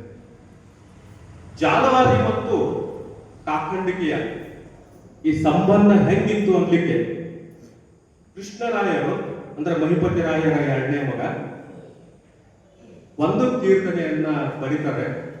ಅಲ್ಲೇ ಜಾಲ್ವಾದೊಳಗ ಶಂಕರಲಿಂಗ ದೇವಸ್ಥಾನದ ಶಂಕರಲಿಂಗನ ಗುಡಿ ಅದ. ಆ ಶಂಕರಲಿಂಗನ ಮೇಲೆ ಆರತಿ ಪದ ಅದ. ಶ್ರುತ ಜಾಲವಾದದಲ್ಲಿ ನೆಲೆಸಿಯ ಶಂಕರಲಿಂಗಗೆ ಜಯಮಂಗಳಂ ಅಂತದ. ಇದು ಅತ್ಯಂತ ಮುಖ್ಯವಾದ ದಾಖಲೆ. ಜಾಲವಾದ ಮತ್ತು ಕಾಖಂಡಿಕೆಗಿರುವಂತಹ ಸಂಬಂಧ, ಆ ಬಾಂಧವ್ಯ ಅನ್ನ ತೋರಿಸಿಕೊಡುವಂತಹದ್ದು. ಹಾಗೆ ದೇವರಾಯರು ಕಾಖಂಡಿಕೆಗೆ ಬಂದಾಗ ದಿಲೇರ್ ಖಾನನ ಸೆರೆ ಸಿಕ್ಕಿರ್ಲಿಕ್ಕೆ ಸಾಕು. ದಿಲೇರ್ ಖಾನ್ ಅವರನ್ನ ಬಂಧಿಸಿರ್ಲಿಕ್ಕೆ ಸಾಕು. ಬಂಧಿಸಿದಾಗ ಮಹಿಪತಿ ರಾಯರು ರಕ್ಷಣೆಗಾಗಿ ಬರೆದಂತಹ ಅತ್ಯಂತ ಪ್ರಸಿದ್ಧವಾದಂತಹ ಕೀರ್ತನೆಯನ್ನು ಈಗಾಗಲೇ ಆನಂದ್ ಮೇಸ್ತ್ರಿ ಇದನ್ನ ಬಹಳ ದೊಡ್ಡ ಪಾಪ್ಯುಲರ್ ಮಾಡ್ಯಾರ. ಇಂದು ಕಾಯಲ ಭಕ್ತ ವತ್ಸಲ ಬಂದು ಒದಗಿ ನಿಂದು ಭಯವ ದೂರ ಮಾಡಿದ. ಇದನ್ನ ಅರ್ಥ ಮಾಡ್ಕೊಳ್ಳಿಕ್ಕೆ ಕನ್ನಡ ಎಮ್ಮೆ ಮಾಡ್ಬೇಕಾಗಿಲ್ಲ, ಸರಳವಾಗಿ ಅರ್ಥ ಆಗ್ತದೆ. ಮೊರೆಯು ಕೇಳಿಲ್ಲ ಹರಿಯು ನಿಶ್ಚಲ ಕರುಣದಿಂದ ಒದಗಿ ಬ್ಯಾಗ ದುರಿತ ಹರಿಸಲ. ದಿಸ್ ಇಸ್ ಬಹಳ ಪಿನ್ ಪಾಯಿಂಟ್ ವರ್ಡ್, ದುರಿತ. ನಾನು ಇದ್ರ ಬಗ್ಗೆ ಬಹಳ ಗಮನ ಕೊಟ್ಟು ಈ ಶಬ್ದದ ಬಗ್ಗೆ ಅನೇಕ ಕಡೆ ನೋಡ್ಲಿಕ್ಕೆ ನೋಡೋಣ ಏನ್ ಪ್ರತಿಫಲ ಬರ್ತದೆ. ಬಂದ ದುರಿತಗಳ ಪರಿಹಾರ ಮಾಡಯ ಅಂತ ಕೀರ್ತನೆಯಲ್ಲಿ ದುರಿತ ಪ್ರಸ್ತಾಪದ ಶಬ್ದ ಅನೇಕ ಕಡೆ ದುರಿತ ಅನ್ನೋ ಶಬ್ದ ಎಲ್ಲೆಲ್ಲಿ ಪ್ರಸ್ತಾಪ ಆಗೈತ ಅದು ವಿಶೇಷವಾದ ಕೀರ್ತನೆಗಳಂತ ಈಗ ನನಗ ಅನಿಸ್ಲಿಕ್ಕೆ. ಮೊರೆಯು ಕೇಳಲ ಹರಿಯು ನಿಶ್ಚಲ, ಕರುಣದಿಂದ ಒದಗಿ ಬ್ಯಾಗ ದುರಿತ ಹರಿಸಲ, ಸುಡುವುದೋರೆಲ ಹೊಳೆದು ವಿಠಲ, ಖಳರ ಕೈಯ, ದಿಸ್ ಇಸ್ ಗಮನಿಸಬೇಕಾದ ಸಂಗತಿ ಶಬ್ದ, ಖಳರ ಕೈಯ ಸೆಳೆದುಕೊಂಡು ಬಲೆಯು ಬಿಡಿಸಲ, ತಂದಿ ನೀನೆಲ ತಾಯಿ ನೀನೆಲ, ಬಂಧು ಬಳಗ ದೈವ ಕುಲ ಕೋಟಿ ನೀನೆಲ, ಹಿಂದೆ ಶರಣರ ಬಂದು ಕಾಯ್ದೆಲ, ಸಂದು ವಿಘ್ನದಳು ಬಂದು ರಕ್ಷಿಸಿದೆಲ, ಅಂದು ಒದಗಿ ನೀ ಬಂದ ಪರಿಯಲ, ಇಂದು ಅಭಿಮಾನ ಕಾವ ಬಿರುದು ನಿನ್ನದೆಲ, ದೀನ ಜನರಿಗೆ ದಾತ ನೀನೆಲ, ಅಣುಗ ನಿನ್ನ ದಾಸನೆಂದು, ಅಣುಗಂದ್ರ ಮಗ, ಅಣುಗ ನಿನ್ನ ದಾಸನೆಂದು ಪ್ರಾಣ ನುಡಿದೆಲ. ಇದನ್ನ ಆಗ್ಲಿಕ್ಕೆ ಏನ್ ದೊಡ್ಡ ಜ್ಞಾನ ನಮ್ಗೆ ಬೇಕಾಗಿಲ್ಲ. ಅತ್ಯಂತ ಸರಳವಾಗಿ ಈ ಶಬ್ದಗಳು ಹೇಳ್ತಾ ಹೋಗ್ತವೆ. ಪುಣ್ಯ ಪ್ರಭೆಯದ ಕಣ್ಣು ತೆರೆಯಲ, ಧನ್ಯ ಗೈಸಿ ಮಹಿಪತಿ ಮಾತ ಮನ್ನಿಸಲ. ಬಹುಶಃ ದೇವರಾಯರ ಬಂಧನದಲ್ಲಿ ರಚಿಸಿರಬಹುದಾದ ಸಾಧ್ಯತೆ ಇರುವ ಒಂದು ಕೀರ್ತನೆ. ಅವರ ಬಂಧನ ಆಯಿತು ಅನ್ಲಿಕ್ಕೆ ಕೃಷ್ಣರಾಯರ ಹೆಸರಿನ ಕೆಲವೊಂದು ಕೀರ್ತನೆಗಳಲ್ಲಿ ಒಂದು ಕೀರ್ತನೆ ಚರಣವ ನೆನೆ ಮನವೇ ಅಂತ ಅದ. ಮೊದಲಿನ ಪ್ರಾರಂಭಿಕದ ಪುಸ್ತಕಗಳಲ್ಲಿ ಅದು ಮುದ್ರಣ ಯವನ ಬಾಧೆ ಬಿಡಿಸಲಾಗುತ್ತದೆ. ಯವನ ಬಾಧೆ ಅಂತದೆ. ಯವನ ಬಾಧೆ, ಯವ ಅನ್ನೋದು ಯಾರಿಗೆ ಕರೀತಿದ್ರು ಯವನರು ಅಂತ ಹೇಳ್ಬೇಕಾಗಿದೆ. ನಂತರದ ಪುಸ್ತಕದ ಮುದ್ರಣಗಳಲ್ಲಿ ಅದು ಯಮನ ಬಾಧೆ ಅಂತಾಗಿದೆ. ಯಾಕದು ಯವನ ಬಾಧೆ ಅನ್ನೋ ಶುದ್ಧ ಪಾಠ ಅಂದ್ರೆ ಪ್ರಾಸ ಮುಂದಿನ ಇಡೀ ಕೀರ್ತನೆಯ ಸಾಲುಗಳನ್ನು ಓದಿದಾಗ ಎರಡನೇ ಅಕ್ಷರ ಪ್ರಾಸ ಓದೋದು ಎಲ್ಲ ಕಡೆ ಆ ನುಡಿಯೊಳಗೆ. ಹೀಗಾಗಿ ಅದು ಯವನ ಬಾಧೆ. ಯವನ ಬಾಧೆ ಅನ್ನೋದು ಅದು ಶುದ್ಧ ಪಾಠ ಅಂತ ನಾನು ಗ್ರಹಿಸ್ತೇನೆ.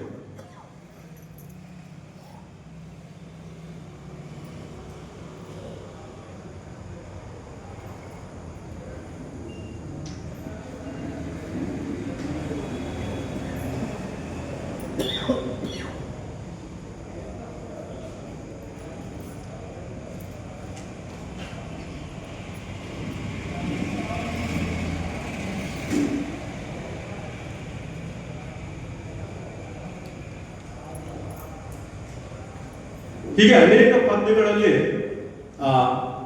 ದೇವರಾಯರ ಬಂಧನವನ್ನ ಬಿಡಿಸ್ಲಿಕ್ಕೆ ಬೇಡಿಕೊಂಡಂತಹ ಉದಾಹರಣೆಗಳು ನಮ್ಗ ಅಲ್ಲಲ್ಲಿ ಲಕ್ಷ್ಯ ಕೊಟ್ಟು ನೋಡಿದ್ರೆ, ಗಮನ ಕೊಟ್ಟು ನೋಡಿದ್ರೆ ಸಿಗ್ತಾ ಹೋಗ್ತದೆ.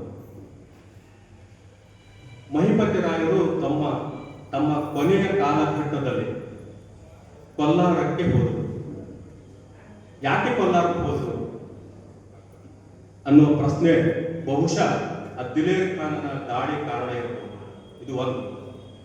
ಎರಡನೇದು, ಕೊಲ್ಹಾರದೊಳಗ ಉಮರ್ಜಿ ಮನೆತನ ಅಂತ ಮನೆತನ.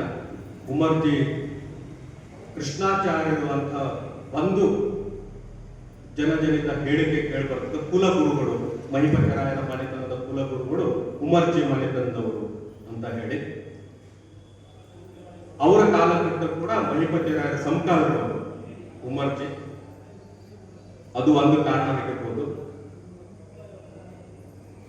ಬಹುತೇಕ ಸತ್ಪುರುಷರ ಬದುಕನ್ನ ತೆಗೆದುಕೊಂಡ್ರೆ ಅವರು ಕೊನೆಯ ಕಾಲಘಟ್ಟದಲ್ಲಿ ನದಿಯ ತೀರಕ್ಕೆ ಹೋಗುವಂತಹ ಉದಾಹರಣೆಗಳು ಕೂಡ ಅವ.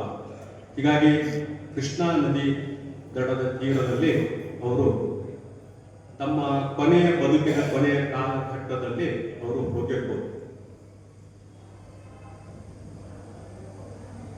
ಅವರ ಅಸ್ಥಿಯನ್ನ ಸಂಗ್ರಹಿಸಲಿಕ್ಕೆ ಇಬ್ರು ಮಕ್ಕಳು ದೇವರಾಯರು ಮತ್ತು ಕೃಷ್ಣರಾಯರು ಹೋದಾಗ ಅವು ನೀರಾಗ್ಬಿಟ್ಟು ಅಂತ ಹೇಳಿಕೆ, ಪ್ರಚಲಿತದಲ್ಲಿರುವಂತಹ ಹೇಳಿಕೆ.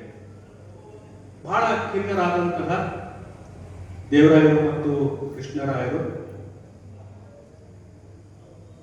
ಚಿಂತಾಕ್ರಾಂತರಾದಾಗ ಮಹಿಪತಿರಾಯರು ಕೃಷ್ಣರಾಯರ ಸ್ವಪ್ನದಲ್ಲಿ ಬಂದು ತಾವು ಕುಳಿತು ಅನುಷ್ಠಾನ ಮಾಡುತ್ತಿದ್ದ ಜಾಗದೊಳಗೆ ಅಗೆದು ನೋಡು, ಅಲ್ಲಿ ನಿಮ್ಗೆ 12 ಸಾಲಿಗ್ರಾಮಗಳು ಸಿಗ್ತಾವ. ಒಂದು ಕ್ಷೇತ್ರ 12 ಸಾಲಿಗ್ರಾಮಗಳು. ಆ ಸಾಲಿಗ್ರಾಮಗಳನ್ನ ಬಳಸಿಕೊಂಡು ವೃಂದಾವನವನ್ನ ನಿರ್ಮಿಸಿ ಭಗವಂತನನ್ನ ಸ್ಮರಿಸು, ಶ್ರೀಹರಿಯನ್ನ ಸ್ಮರಿಸು ಅಂತ ಅವ್ರಿಗೆ ಸ್ವಪ್ನವಾಯಿತು. ಆ ರೀತಿಯಾಗಿ ಅಗೆದು ನೋಡಿದಾಗ 12 ವೃಂದಾವನ ಸಾಲಿಗ್ರಾಮಗಳು ಸಿಕ್ಕು. ಅವುಗಳನ್ನ ಬಳಸಿ ಅಲ್ಲಿ ವೃಂದಾವನ ನಿರ್ಮಾಣ ಆಯಿತು. ಮಹಿಪತಿ ರಾಯರು ನೀ ಇಲ್ಲಿ ಇದ್ದೀರೇನು ಅಂತ ಹೆಂಗ್ ಗೊತ್ತಾಗ್ಬೋದು ನಮ್ಗೆ ಅಂತ ಕೃಷ್ಣರಾಯರು ಕೇಳ್ಕೊಂಡಾಗ ಓಂಕಾರ ಶಬ್ದ ಬಂತು ಅಂತ ಹೇಳಾಗ್ತದೆ. ಅವ್ರ ಕೀರ್ತನೆಗಳಲ್ಲಿ ಕೂಡ ಅದು ದಾಖಲಾಗಿದ್ದನ್ನ ನಾವು ನೋಡ್ಬೋದು. ವೃಂದಾವನಿ ದೇವಿ ಅಂತ ಒಂದು ಹಾಡು. ಹೀಗಾಗಿ ಕಾಖಂಡಿಕೆಯಲ್ಲಿರುವಂತಹ ವೃಂದಾವನ ಶ್ರೀ ಮಹಿಪತಿ ರಾಯರು ಕುಳಿತು ಅನುಷ್ಠಾನ ಮಾಡ್ತಾ ಇದ್ದಂತಹ ಸ್ಥಳದಲ್ಲಿ ಸಾಲಿಗ್ರಾಮಗಳನ್ನ ಹಾಕಿ, ಸಾಲಿಗ್ರಾಮಗಳನ್ನ ಬಳಸಿ ಅದು ನಿರ್ಮಿಸಿದಂತಹ ವೃಂದಾವನ. ನನಗೆ ಬಹಳ ಜನ ಚರ್ಚೆ ಮಾಡಿದರು, ಯತಿಗಳಿಗೆ ವೃಂದಾವನ ಇರ್ತದ, ದಾಸರಿಗೆ ವೃಂದಾವನ, ದಾಸರಿಗೆ ಕಟ್ಟೆ ಇರಬೇಕಲ್ಲ ಅಂತ ಬಹಳ ಜನ ಇದು ಪ್ರಶ್ನೆ ಉದ್ಭವ ಆಗಿತ್ತು. ಸುಮ್ಮನೆ ಆಲೋಚನೆ ಮಾಡೋಣ.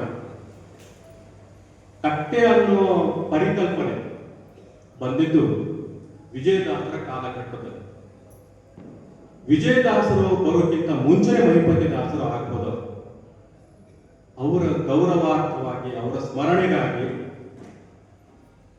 ಒಂದು ಬೇಕಾಗಿತ್ತು, ಸ್ಮರಣೆಗೆ.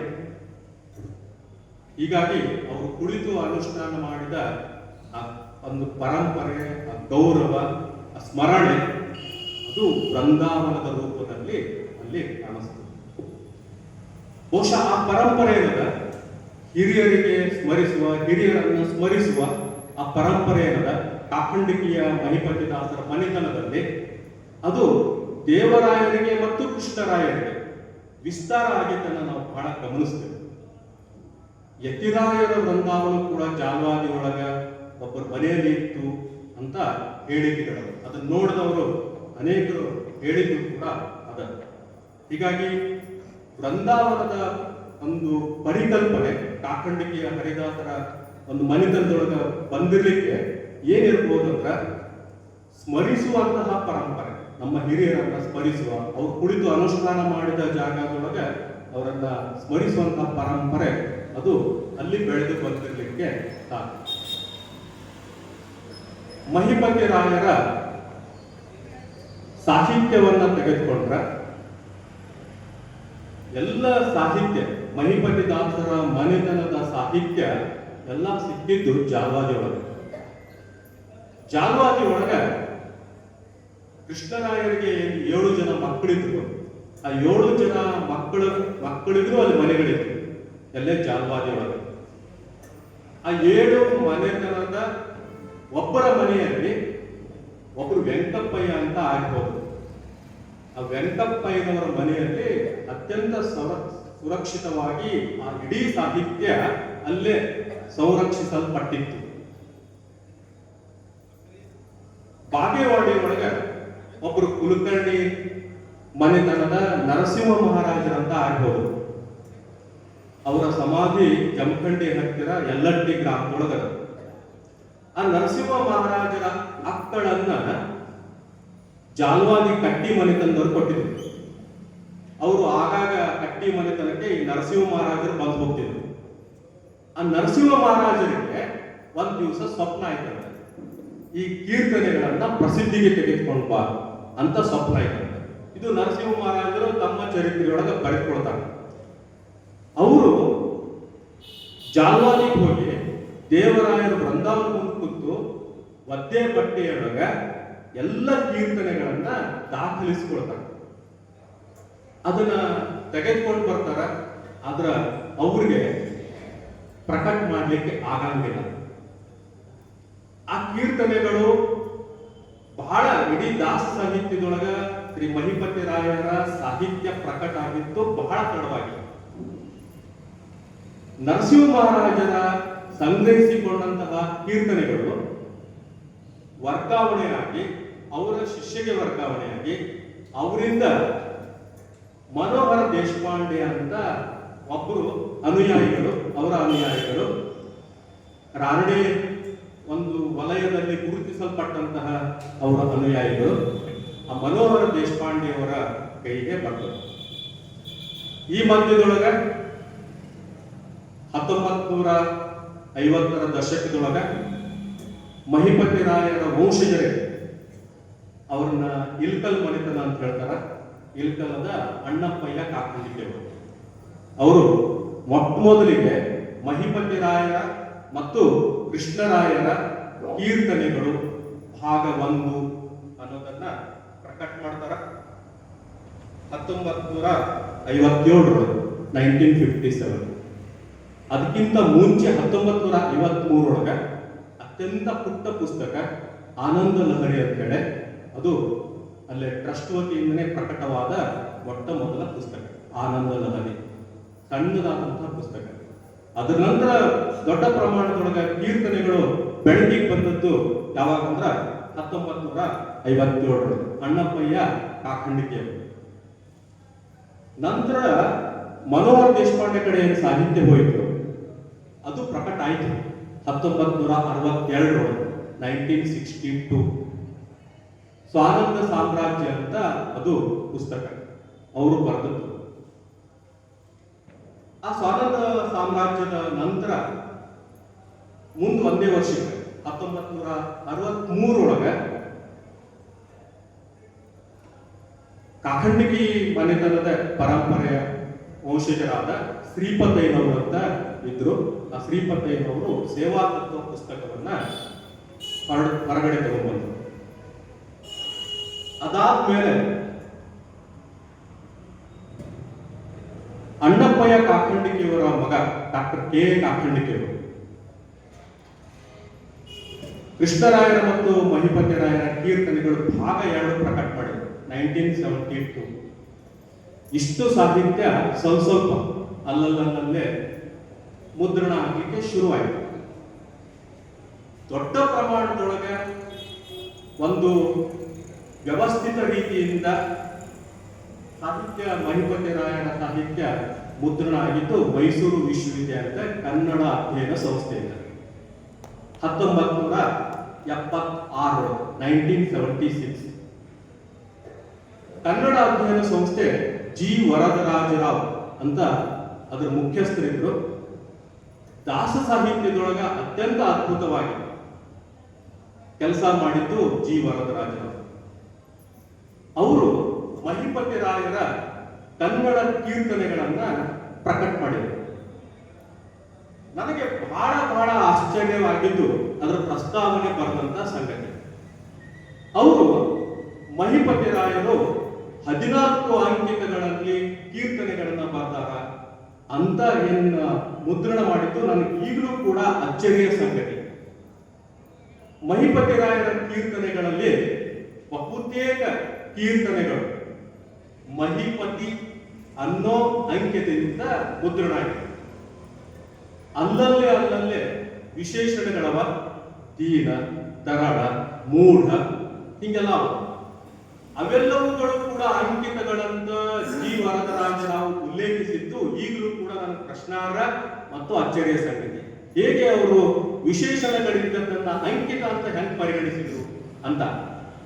ಕನಕದಾಸರ ಕೀರ್ತನೆಗಳನ್ನು ಕೂಡ ಅನೇಕ ವಿಶೇಷಣಗಳಿದ್ದಂತಹ ಅಂಕಿತಗಳವ, ಅವರ ಅಂಕಿತ ಅಂತ ಪರಿಗಣಿಸಂಗಿಲ್ಲ.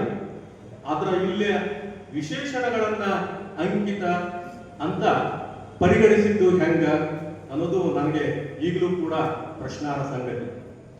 ಹೀಗಾಗಿ ನನ್ನ ಮಟ್ಟಿಗೆ ಮಹಿಪತಿ ರಾಯರ ಅಂಕಿತ ಮಹಿಪತಿ ಅಷ್ಟೇ. ವಿಶೇಷಣಗಳಿದ್ದದ್ದು ಅಲ್ಲಲ್ಲಿ ಕೆಲವೊಂದು ಕೀರ್ತನೆಗಳಲ್ಲಿ ಅವು ದೀನ, ಮೂಢ, ತರಳ ಅನ್ನೋ ಬೇರೆ ಬೇರೆ ವಿಶೇಷಣಗಳು ಅವು. ಇದು ಕನ್ನಡ ಕೀರ್ತನೆಗಳಾಯಿತು. ಬಹಳ ಜನರಿಗೆ ಗೊತ್ತದನ್ನ ಇಲ್ಲೋ ಗೊತ್ತಿಲ್ಲ, ಮಹಿಪತಿ ರಾಯರು ದಖನಿ ಉರ್ದು ಭಾಷೆಯೊಳಗೆ ಕೀರ್ತನೆಗಳನ್ನ ಬರೆದ.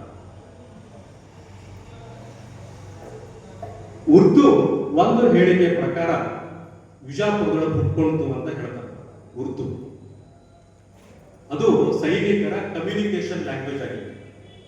ಅನೇಕ ಬೇರೆ ಬೇರೆ ಪ್ರಾಂತದಿಂದ ಸೈನಿಕರು ಬರ್ತಿದ್ರು. ಅವರ ಮಾತೃಭಾಷೆ ಬೇರೆ ಆಗ್ತಿತ್ತು, ಇವ್ರ ಮಾತೃಭಾಷೆ ಬೇರೆ ಆಗ್ತಿತ್ತು. ಕಮ್ಯುನಿಕೇಟ್ ಮಾಡ್ಲಿಕ್ಕೆ, ಸೈನಿಕರಿಗೆ ಕಮ್ಯುನಿಕೇಟ್ ಮಾಡ್ಲಿಕ್ಕೆ ಒಂದು ಭಾಷೆ ಅಗತ್ಯತೆ ಇತ್ತು. ಹಂಗೆ ಹುಟ್ಟಿಕೊಂಡಂತಹ ಭಾಷೆ ಯಾವುದಂದ್ರೆ ಉರ್ದು. ಅದಕ್ಕೆ ಬಹಳ ದೊಡ್ಡ ಇತಿಹಾಸ ಏನಿಲ್ಲ ಉರ್ದು. ಅಲ್ಲಿ ಸಂಸ್ಕೃತದ ಪದಗಳನ್ನು ಕೂಡ ಅವ್ರು ಬಳಸ್ಕೊತಾರೆ ಆ ಉರ್ದು ಭಾಷೆ. ಅದಕ್ಕೆ ದಖನಿ ಉರ್ದು ಅಂತ ಬಂದದ್ದು ಯಾಕಂದ್ರೆ ದಕ್ಷಿಣ ಭಾರತದಲ್ಲಿ ಹುಟ್ಕೊಂಡದ್ದು ಅಂತ ದಖನಿ ಉರ್ದು ಅಂತ ಹೆಸರು ಬಂದದ್ದು. ಆದ್ರೆ ಅದು ಪ್ರವರ್ಧಮಾನಕ್ಕೆ ಬಂದದ್ದು ಉತ್ತರ ಭಾರತ, ಹೆಚ್ಚು ಉತ್ತರ ಭಾರತ. ಎರಡನೇ ಇಬ್ರಾಹಿಂ ಆದಿಲ್ ಶಹ ಈ ದಖನಿ ಉರ್ದು ಒಳಗ ಪದ್ಯಗಳನ್ನ ಬರ್ತಾರೆ. ಅವಾಗ ಜಗದ್ಗುರು ಅಂತ ಕರೀತಿದ್ರು. ಸರಸ್ವತಿಯ ಮೇಲೆ ಸ್ತುತಿ ಪದ್ಯಗಳು, ಗಣೇಶನ ಮೇಲೆ ಸ್ತುತಿ ಪದ್ಯಗಳು ಅವನ್ನೆಲ್ಲ ಬರ್ತಾರೆ ಎರಡನೇ ಇಬ್ರಾಹಿಂ ಆದಿಲ್ ಶಹ. ಇನ್ನೊಬ್ಬ ಕವಿ ಇದ್ದ ನುಸ್ರುತ್ ಅಂತ ಹೇಳಿ, ಅವನ ಸಮಾಧಿ ಬಾಯ್ಸ್ ಸ್ಕೂಲ್ ಬಾಲಕರ ಸರ್ಕಾರಿ ಪದವಿ ಪೂರ್ವ ಕಾಲೇಜಿನ ಆವರಣದೊಳಗೆ ಆ ನುಸ್ರುತ್ ಕವಿಯ ಸಮಾಧಿ ಅದ. ಅವನೊಬ್ಬ ದಖನಿ ಉರ್ದು ಭಾಷೆಯೊಳಗ ಆದಿಲ್ ಶಾಹಿ ಸಾಹಿತ್ಯವನ್ನ ಬರೆದದ್ದು. ಅದು ಹೊರತುಪಡಿಸಿದ್ರ ದಾಸ ಪರಂಪರೆಯೊಳಗ, ದಾಸರ ಒಳಗ ಬಹಳ ವಿಶಿಷ್ಟವಾಗಿ ಕೀರ್ತನೆಗಳನ್ನ ದಖನಿ ಉರ್ದು ಭಾಷೆಯೊಳಗ ಬರೆದದ್ದು ಮಹಿಪತಿ ರಾಯ. ಇದು ಎಲ್ಲೂ ದಾಸ ಪರಂಪರೆಯೊಳಗ ಮುಖ್ಯ ವಾಹಿನಿಯೊಳಗೆ ಇದು ಫೋಕಸ್ ಆಗ್ಲಿಲ್ಲ. ಈ ಭಾಷೆ ಒಳಗೂ ದಾಸರು ಬರ್ದಾರ ಅಂತ ಹೇಳಿ ಅಂತ 14 ಕೀರ್ತನೆಗಳು ಸಿಕ್ತು. ಅವೆಲ್ಲ ನಮ್ಮ ದಾಸ ಪರಂಪರೆಯ ಕೀರ್ತನೆಗಳೇ. ದಖನಿ ಉರ್ದು ಅಂದ್ಕೊಳ್ಳಿ ಇಸ್ಲಾಂ ಬರ್ದಾರೆ ಅಂತ ಅನ್ಕೋಬೋದಲ್ಲ, ಅಲ್ಲೇ ರಾಮ ಶ್ಯಾಮ ಇವೇ ಈ ಭಗವಂತನ ಸ್ತುತಿಗಳೇ. ಮಹಿಪತಿ ರಾಯರ ಕೀರ್ತನೆಗಳಲ್ಲಿ ಅವರು ಹರಿದಾಸ ಪರಂಪರೆ ಎಲ್ಲಿ ಬರುವಂತಹ 3 ಅವತಾರ ತ್ರಯಗಳು, ಹನುಮ ಭೀಮ ಮಧ್ವ, ಅನೇಕ ಹರಿದಾಸರೇನು ಬರೀತಾರ. ಹಂಗ ಮಹಿಪತಿ ರಾಯರ ಕೀರ್ತನೆಗಳಲ್ಲಿಯೂ ಕೂಡ ಈ ಹನುಮ ಭೀಮ ಮಧ್ವದ ಕೀರ್ತನೆ ಅದ, ಅವತಾರ ತ್ರಯದ ಕೀರ್ತನೆ. ಅಂದ್ರ ಅವರ ಪರಂಪರೆ ಏನಾಗಿತ್ತು ಅನ್ಲಿಕ್ಕೆ ಹೇಳಿಕ್ಕೆ ನಾ ಸೂಚ್ಯವಾಗಿ ಇದನ್ನ ಹೇಳಿದೆ. ಅವರು ಮಧ್ವಾಚಾರ್ಯರನ್ನೇ ಗುರುಗಳು ಅಂತ ಸಂಬೋಧನೆ ಮಾಡಿದ್ದು. ಮಧ್ವ ಪರಂಪರೆ ದ್ವೈತ ಸಿದ್ಧಾಂತ ವೈಷ್ಣವರು ಅನ್ನೋದನ್ನ ಹೇಳಲಿಕ್ಕೆ ನಾನು ಈ ಕೀರ್ತನೆಯನ್ನ ಉಲ್ಲೇಖ ಮಾಡಿದೆ. ಒಂದು ಕೀರ್ತನೆಯಲ್ಲಿ ಮಧ್ವ ಮುನಿ ರನ್ನಬಲ್ಲ ಅಂತ ಬರೀತಾರೆ, ಮಧ್ವ ಮುನಿ ರನ್ನಬಲ್ಲ ಅಂತ. ಹೀಗಾಗಿ ಹರಿಸರ್ವೋತ್ತಮತ್ವವನ್ನ ಸಾರಿದಂತಹ ಒಂದು ಪರಂಪರೆ ಶ್ರೀ ಮಹಿಪತಿ ರಾಯರು. ಮಹಿಪತಿ ರಾಯರ ಕೀರ್ತನೆಗಳನ್ನ ಅರ್ಥೈಸಿಕೊಳ್ಳುವುದು ಬಹಳ ಬಹಳ ಕಷ್ಟ. ನನ್ನ ವೈಯಕ್ತಿಕ ತಿಳುವಳಿಕೆಗೆ ಯಾವುದೋ ಒಬ್ಬ ಸಾಹಿತಿಯ ಕವಿತೆಗಳನ್ನ ಇದನ್ನ ವಿಮರ್ಶೆ ಮಾಡಿದಾಗ ಯಾವುದೇ ದಾಸರ ಕೀರ್ತನೆಗಳನ್ನ ನಮ್ಮ ಬುದ್ಧಿಮಟ್ಟಕ್ಕ, ನಮ್ಮ ನಿಲುಕಿಗೆ ಅರ್ಥೈಸಿಕೊಳ್ಳುವುದು ಬಹಳ ಒಂದು ದುಸ್ಸಾಹಸದ ಕೆಲಸ ಅಂತ ನಾನು ಭಾವಿಸ್ತೇನೆ. ಯಾಕಂದ್ರ ಅನೇಕರು ಆ ರೀತಿ ವಿಮರ್ಶೆ ಮಾಡಿದ ಉದಾಹರಣೆಗಳು ಕೂಡ.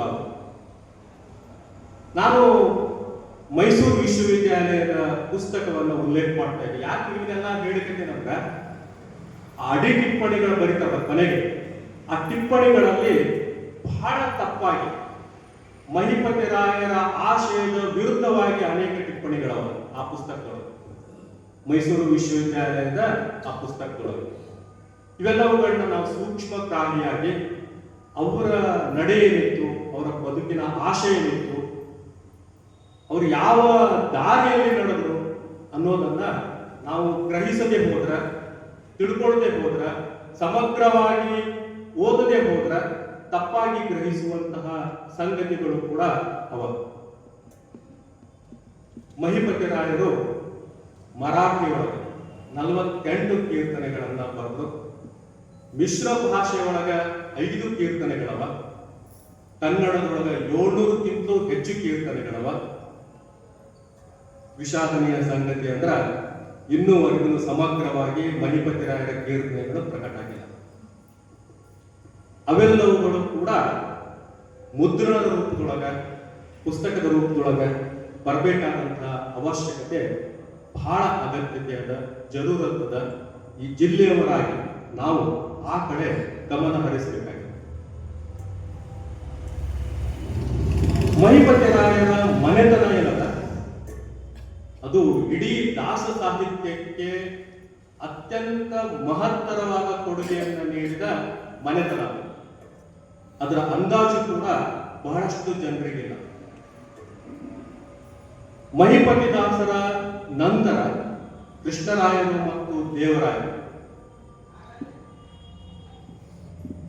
ಕೃಷ್ಣರಾಯರು 1000ಕ್ಕಿಂತ ಹೆಚ್ಚು ಕೀರ್ತನೆಗಳನ್ನ ಬರ್ತಾರ, ಖಂಡಕಾವ್ಯಗಳನ್ನ ಬರ್ತಾರ.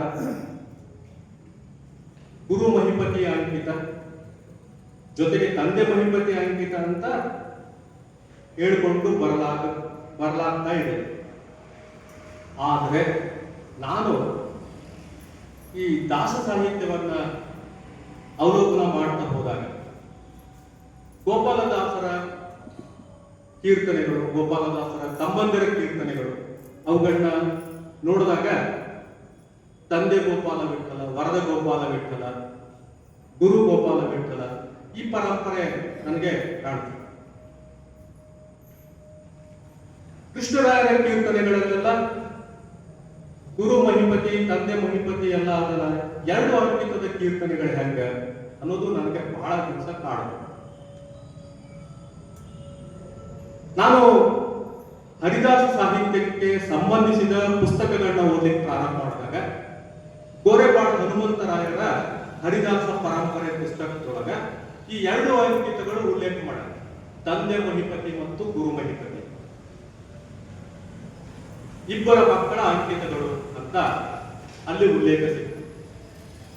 ಪಾಥ್ವೇ to God in Kannada literature ಅಂತ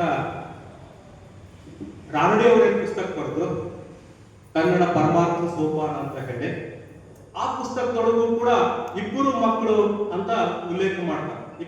ಇಬ್ಬರ ಮಕ್ಕಳ ಸಾಹಿತ್ಯ ಇರಬಹುದು ಅಂತ ಉಲ್ಲೇಖ ಮಾಡ್ತಾರೆ. ಹೀಗಂತ ಹೇಳಿದ ತಕ್ಷಣ ನಾನು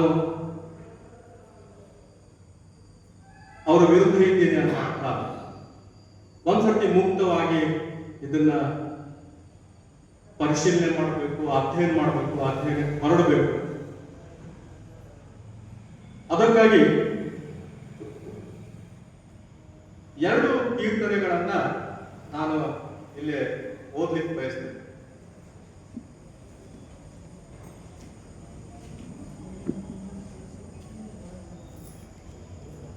ಮಹಿಪತಿ ರಾಯರ ಕಾಲಘಟ್ಟದಲ್ಲಿ ಬಹಳ ಕಾಯಮಾಗದ, ನನಗೂ ಗೊತ್ತು, ಹೆಚ್ಚು ವೇಳೆ ತೆಗೆದುಕೊಳ್ಳಬೇಕಂತ. ಅತ್ತಿ ಮನಿ ಸೊಸಿ ಇದ್ಲಂತ, ಸೊಸಿ ಹೋಗಿ ಅತ್ತಿ ಕೇಳಿದ್ಲಂತ, ಅತ್ತಿ ನಾನು ತವ್ರ ಮನಿಗೆ ಹೋಗ್ಬೇಕಾಗ್ಯದ, ನೀವ್ ಹೋಗಂದ್ರು ಹೋಗ್ತೀನಿ, ಬ್ಯಾಡ ಅಂದ್ರು ಹೋಗ್ತೀನಿ, ಏನ್ ಮಾಡ್ಲಿ ಅಂತ ಕೇಳಿದ್ರು.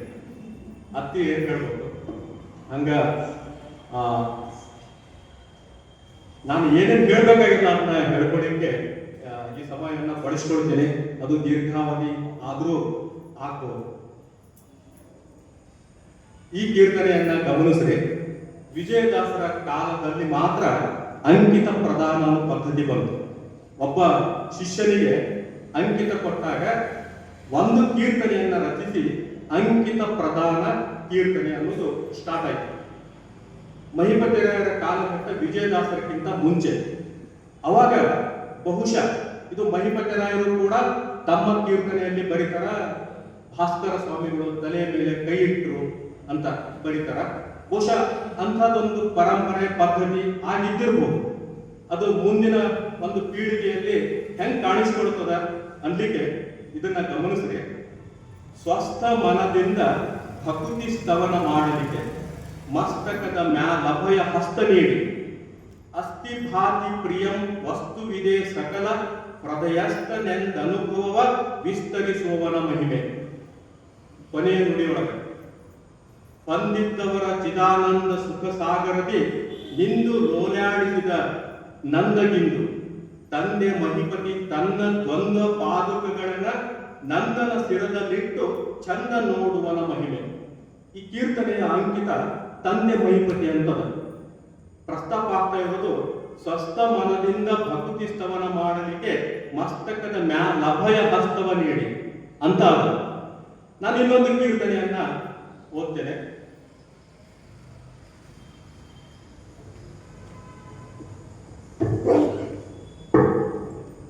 ಈಗ ನಿಮ್ಗೆ ಗೊತ್ತಾಗ್ಲಿಕ್ಕೆ ಇಷ್ಟ ಪುಸ್ತಕಗಳು ಅಂತ.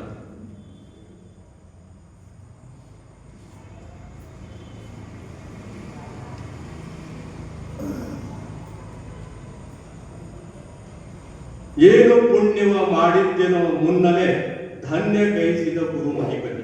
ಇದು ಅಂಕಿತ ಗುರು ಮಹಿಪತಿ. ಧನ್ಯ ಗೈಸಿದ ಗುರು ಮಹಿಪತಿ ತಾನು.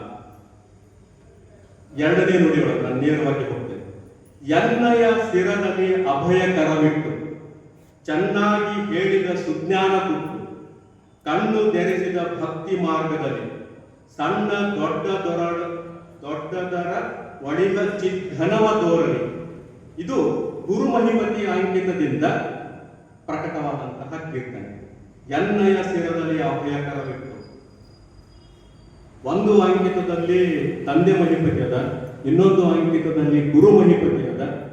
ಇಬ್ಬರಿಗೂ ತಲೆ ಮೇಲೆ ಕೈ ಇಟ್ಟು ಅದು ಅಂಕಿತ ನೀಡಿದಂತಹ ಪ್ರಸಂಗ ಆಗಿರಬಹುದು ಅನ್ನೋದು ನನ್ನ ಅಭಿಪ್ರಾಯ. ನಾನು ಮತ್ತೆ ಪ್ರಸ್ತಾಪಿಸ್ತೇನೆ, ನನ್ನ ಗ್ರಹಿಕೆ ತಪ್ಪಾಗಿರಲಿಕ್ಕಬಹುದು. ನಂತರ ಶ್ರೀ ಮಹಿಪತಿರಾಯರ ಮನೆತನದೊಳಗೆ ಎಷ್ಟೊಂದು ಸಾಹಿತ್ಯ ಬಂತು ಅನ್ಲಿಕ್ಕೆ ಅಂದಾಜಿಲ್ಲ ಅಂತ ನಾನು ಏನು ಹೇಳ್ತಾ ಇದ್ದೆ. ಏನೇನು ಕೀರ್ತನೆಗಳವ ಅನ್ನೋದನ್ನ ನಾನು ಸುಮ್ಮನೆ ಲಿಸ್ಟ್ ಮಾಡ್ತಾ ಹೋದೆ, ವಿಶೇಷಣಗಳನ್ನ ಸೇರಿಸ್ಕೊಂಡು ಹಂಗ ಲಿಸ್ಟ್ ಮಾಡ್ತಾ ಹೋದೆ. ನನಗೆ 85 ಅಂಕಿತಗಳು ಸಿಕ್ತು. 85. 85 ಎಷ್ಟೆಲ್ಲ ಅಂಕಿತಗಳವ ನೋಡ್ರಿ. ತಂದೆ ಕೃಷ್ಣ ಅಂತದ, ಗುರು ಕೃಷ್ಣ ಸುತ ಅಂತದ. ತಂದೆ ಶ್ರೀ ಕೃಷ್ಣನ ನಂದನ ಅಂತದ, ಗಿರಿಧರ ತಂದೆ ಅಂತದ, ಗಿರಿಧರ ಕಂದ ಅಂತದ. ಅನೇಕ ಕಡೆ ಈ ಪರಂಪರೆಯಲ್ಲಿ ಪ್ರಸ್ತಾಪ ಆಗಿಲ್ಲ, ತಂದೆ ಮತ್ತು ಗುರು ಪರಂಪರೆ ಕಾಣಿಸ್ಕೊಳ್ಳಿಕ್ಕತ್ತಲ್ಲ ಅಂತ ನನಗೆ ಭಾಸ ಆಗ್ಲಿಕ್ಕೆ ಶುರುವಾಯಿತು. ಮಹಿಪತಿರಾಯರನ್ನ ಕುರಿತು ಅವರ ಸ್ತುತಿ ಪದ್ಯಗಳನ್ನು ನಾನು ಓದ್ತಾ ಹೋದೆ. ನಾನು ಸುಮ್ಮನೆ ಒಂದು 10 ಪದ್ಯಗಳನ್ನ ಗುರುತು ಮಾಡ್ಕೊಂಡೆ. ಎಲ್ಲೆಲ್ಲಿ ಮಹಿಪತಿರಾಯರನ್ನ ಸ್ತುತಿಸುವಂತಹ ಪದ್ಯಗಳವ ಏನದ ಅಂತ ಹೇಳಿ. ನಡಿರೆ ನೋಡುವ ಗುರುಮೂರ್ತಿಯ ಮಹಿಪತಿಯ ತಡೆಯದೆ ಸಖಿಯರು ಕೊಡವಿಯೋಳ ಆನಂದ ಸ್ಥಿತಿಯ ವರಯತಿಯ. ಕೊನೆಗೆ ಬರೋದು ಏನಂದ್ರ ನೋಡಿ ಬೀರುವ ಕರುಣಿಪ ಕೃಷ್ಣನ ಪ್ರಿಯನ ಅಂತದ. ಎಲ್ಲಾ ಮಹಿಪತಿರಾಯರ ಸ್ತುತಿ ಪದ್ಯಗಳನ್ನ ಸುಮ್ಮನೆ ನನಗೆ ಓದ್ಕೋದೆ. ಎಲ್ಲ ಕಡೆ ಕೃಷ್ಣ ಅಂತ ಅಷ್ಟೇ ಅದ ಅಂಕಿತ. ಎಲ್ಲನ್ನು ಉದ್ಧರಿಸು ಗುರು ರನ್ನ ಮಹಿಪತಿ ದೇವ, ಕೊನೆಗೆ ಸಂಭಾಳಿಸೈ ಕೃಷ್ಣನೆಂಬವನ ಸ್ವಾಮಿ ಅಂತ. ಇದೇ ಪರಿ ಗುರು ನೋಡಿ ನರನಲ್ಲ, ಅಲ್ಲಿ ಮಹಿಪತಿ ಅಂತ ಬರ್ತದ. ಧರಿಯೋಳು ದೋರುತಿಹ ಕೃಷ್ಣನ್ನ ಅಂತ ಅಂಕಿತದ. ನಮೋ ನಮೋ ನಮೋ ತುಜ ಮಹಿಪತಿರಾಯ ಕಿಂಕರ ಕೃಷ್ಣಾಚ ಅಂತ ಅಂಕಿತದ. ಓಂ ನಮೋ ಮಹಿಪತಿ ಸದಾನಂದ ಗುರುಮೂರ್ತಿ ಭಾಸಿ ಪಾಲಿಸು ಕೃಷ್ಣಗ ಎಂದು. ಎಲ್ಲ ಅಂಕಿತಗಳು ಕೃಷ್ಣವು. ಅದರ ಈ ಪದ್ಯಗಳು ಕೃಷ್ಣರಾಯನ ಹೆಸರಲ್ಲಿ ಪ್ರಕಟ ಆಗ್ಯಾವ. ಎಲ್ಲ ಒಂದ್ ಕಡೆ ಅನಿಸ್ತದ ಇದು ಕೃಷ್ಣರಾಯನ ಮೊಮ್ಮಗ ಮರಿಮಗ ಬರೆದಂತಹ ಕೀರ್ತನೆಗಳಾಗಿರಬಹುದು.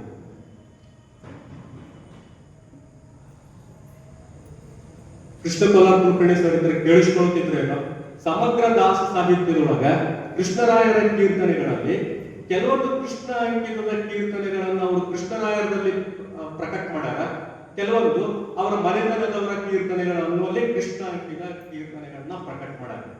ಹೀಗಾಗಿ ದಾಸ ಸಾಹಿತ್ಯವನ್ನ ಅಧ್ಯಯನ ಮಾಡಿದಂತಹ ತಜ್ಞರು, ಜ್ಞಾನಿಗಳು ಇವೆಲ್ಲ ಸಂಗತಿಗಳ ಬಗ್ಗೆ ಅಮೂಲಾಗ್ರವಾಗಿ ಒಂದ್ಸಲ ನಾವು ನೋಡಿದ್ರೆ ಮಹಿಪತಿ ದಾಸರ ಮನೆತನದಲ್ಲಿ ಆಗಿ ಹೋದ ಹರಿದಾಸರಗಳ ಸಂಖ್ಯೆ ಎಷ್ಟಿರಬಹುದು ಅನ್ನೋದನ್ನ ನಾವು ಅಂದಾಜಿಸಿರ್ತೇವೆ.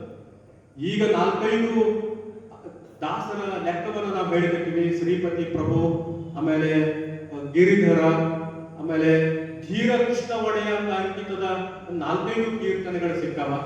ಎಷ್ಟೊಂದು ಸಾಹಿತ್ಯ, ಎಷ್ಟೊಂದು ಹರಿದಾಸರು ಮಹಿಪತಿ ದಾಸರ ಮನೆತನದೊಳಗೆ ಆಗೋದ್ರು ಅವರು ಇಡೀ ದಾಸ ಸಾಹಿತ್ಯಕ್ಕೆ ಆ ಮನೆತನ ನೀಡಿದ ಕೊಡುಗೆ ನಮಗೆ ಒಂದು ಒಂದು ಅಂದಾಜು ನಮಗೆ ಸಿಗ್ಲಿಕ್ಕೆ ಸಾಧ್ಯತೆ ಅದ. ಇದು ಹರಿದಾಸ ಸಾಹಿತ್ಯಕ್ಕೆ ಶ್ರೀ ಮಹಿಪತಿ ದಾಸರ ಮನೆತನ ನೀಡಿದ ಅಮೋಘವಾದಂತಹ ಕೊಡುಗೆ. ಇಷ್ಟು ದಾಸ ಸಾಹಿತ್ಯವನ್ನ ಶ್ರೀ ಮಹಿಪತಿ ದಾಸರ ಮನೆತನ ಅವರು ಕೊಟ್ಟದ್ದು. ಅನೇಕ ಖಂಡಕಾವ್ಯಗಳು ಇನ್ನು ಮುದ್ರಣ ಆಗಬೇಕಾದಂತಹ ಒಂದು ಅವಶ್ಯಕತೆ ಇಲ್ಲ. ಮನೆತನದವರ ಸಾಹಿತ್ಯ ಇವೆಲ್ಲವೂ ಮುನ್ನೆಲೆಗೆ ಬರಲಿ ಅಂತ ಆಶಿಸ್ತಾ, ಮಹಿಪತಿ ರಾಯರ ಸಾಹಿತ್ಯದೊಳಗೆ ಮುಂಡಿಗೆಗಳು ಕೂಡ ಕನಕದಾಸರ ಮುಂಡಿಗೆಗಳು ಹೇಳ್ತೀವಿ. ಮಹಿಪತಿ ದಾಸರು ಎಷ್ಟೊಂದು ಅದ್ಭುತವಾದಂತಹ ಮುಂಡಿಗೆಗಳನ್ನ ಬರ್ದಾರ ಅನ್ನೋದನ್ನ ಸುಮ್ಮನೆ ಸಣ್ಣ ಪ್ರಯತ್ನವನ್ನು ನಾನು ಮಾಡಿ ಒಂದು ಪುಸ್ತಕ ಮೊನ್ನೆ ತಾನೇ ಬಂತು. ಅದರೊಳಗಿರುವ ಒಂದು ಕೀರ್ತನೆಯನ್ನ ಅರ್ಥಾನುಸಂಧಾನವನ್ನ ಹೇಳಿ ನನ್ನ ಮಾತನ್ನು ಮುಗಿಸ್ತೇನೆ.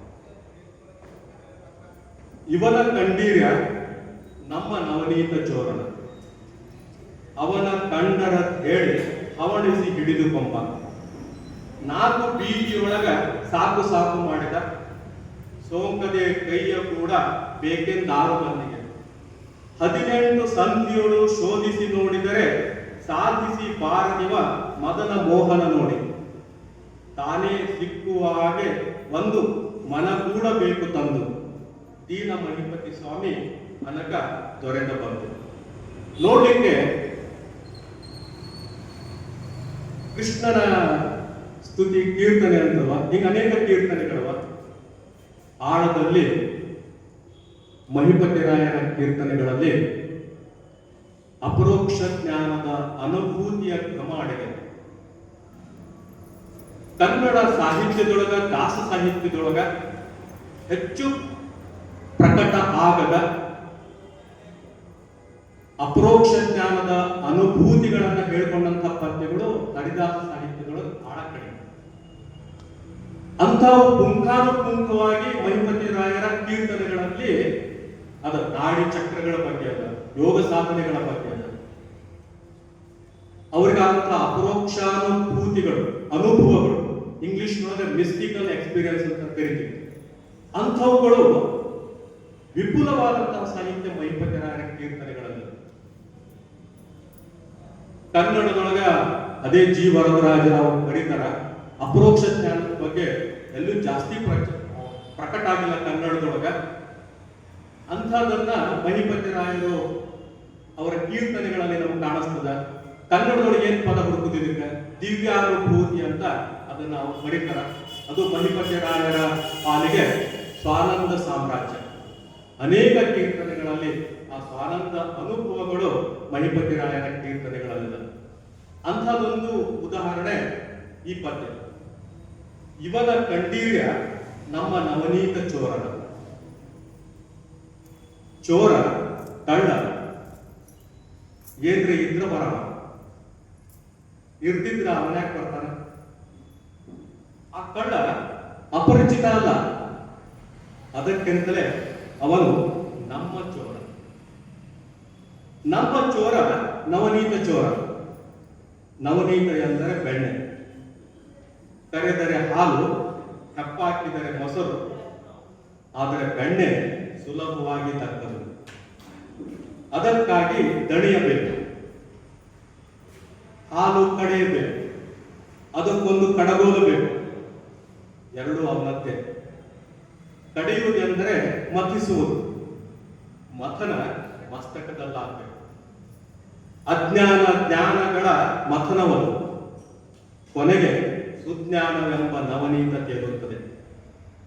ಅದು ಹೊಸದು, ನವವೆಂದರೇನೇ ಹೊಸದು. ಅದನ್ನು ಅವನಿಂದಲೇ ಪಡೆಯಬೇಕು, ಶರಣಾಗತನಾಗಿ ಬೇಡಬೇಕು. ನವ ನೀ ತ ನವನೀತ. ಹೊಳೆಸುವವನು ಅವನೇ, ಏಕೆಂದರೆ ಅವನು ನಮ್ಮ ನವನೀತ ಚೋರ. ನಮ್ಮ ಎಂದು ಕರೆಯಲು ಕಾರಣ ಭಗವಂತನಲ್ಲಿರುವ ಸತ್ಯಭಾವ. ನವನೀತ ಹುಡುಕುತ್ತಾ ಬರುವ ಚೋರನವನು. ಎಲ್ಲರಿಗೂ ತಕ್ಕಾನೆಯೇ ಕಾಣಲು ಹೊರಟವರಿಗೆ ಕಂಡ. ಇವನ ಕಂಡೀರ್ಯ ಕೋಟಿಗೊಬ್ಬರು ಕಂಡರು. ಕಂಡದ್ದನ್ನು ಹೇಳಿಕೊಂಡವರು ಇನ್ನೂ ವಿರಳ. ಅವನ ಕಂಡರೆ ಹೇಳಿ ಹವಣಿಸಿ ಹಿಡಿದುಕೊಂಬ. ಹವಣಿಸು ಎಂದರೆ ಸಾಧನೆಯ ಪ್ರಯತ್ನದಲ್ಲಿರುವವರು. ಕಂಡವರು ಹಿಡಿಯುವ ಹಾದಿ ತೋರಿಸಬೇಕು. ಹಿಡಿಯುವವರು ಹಾಗೆ ಕುಳಿತರೆ ಸಿಗ್ತಾನೆಯೇ? ಹಿಡಿಯಲು ಹವಣಿಸಬೇಕು. ಸಾಧನೆಯ ಮೆಟ್ಟಿಲು ತುಳಿದವನು ಬೆಟ್ಟ ಏರಿಯಾನ. ಉಸಪ್ಪ ಎಂದು ಕುಳಿತವನು ತುದಿಯೇರಬಲ್ಲನೆ. 4 ಬೀದಿಯೊಳಗೆ ಸಾಕು ಸಾಕು ಮಾಡಿದ. ಸೋಂಕದೆ ಕೈಯ ಕೂಡ ಬೇಕೆಂದಾರು ಮಂದಿಗೆ. ವೇದಗಳಿಂದಾಗಿ 6 ದರ್ಶನಗಳ ಪರಿಬೋಧಿನಿಂದಾಗಲಿ ಅವನು ದಕ್ಕನು. 18 ಸಂಧಿಯೊಳು ಶೋಧಿಸಿ ನೋಡಿದರೆ ಸಾಧಿಸಿ ಬಾರನಿವ ಮದನ ಮೋಹನ ನೋಡಿ. 18 ಪುರಾಣಗಳಲ್ಲಿ ಸಿಕ್ಕಾನೆಯೇ? ಸಿಗುವವನೇ ಹೇಳುತ್ತಾನೆ. ನಾಹಂ ವೇದೈರ್ನ ತಪಸ ನಾ ದಾನೇನ ನ ಚೇಜಯ ಶಕ್ಯ ಏವಂ ವಿದೋ ದೃಷ್ಟಂ ದೃಷ್ಟವಾನಸಿ ಮಾಂ ಕಥಾ. ನೀನು ನೋಡಿದ ರೂಪದಲ್ಲಿ ನನ್ನನ್ನು ನೋಡಲು ವೇದಗಳಿಂದಲೂ ಶಕ್ಯವಿಲ್ಲ, ತಪಸ್ಸಿನಿಂದಲೂ ಶಕ್ಯವಿಲ್ಲ, ದಾನದಿಂದಲೂ ಶಕ್ಯವಿಲ್ಲ, ಯಜ್ಞಗಳಿಂದಲೂ ಶಕ್ಯವಿಲ್ಲ. ತಾನೇ ಸಿಕ್ಕುವ ಹಾಗೆ ಒಂದು ಮನಗೂಡಬೇಕು ತಂದು.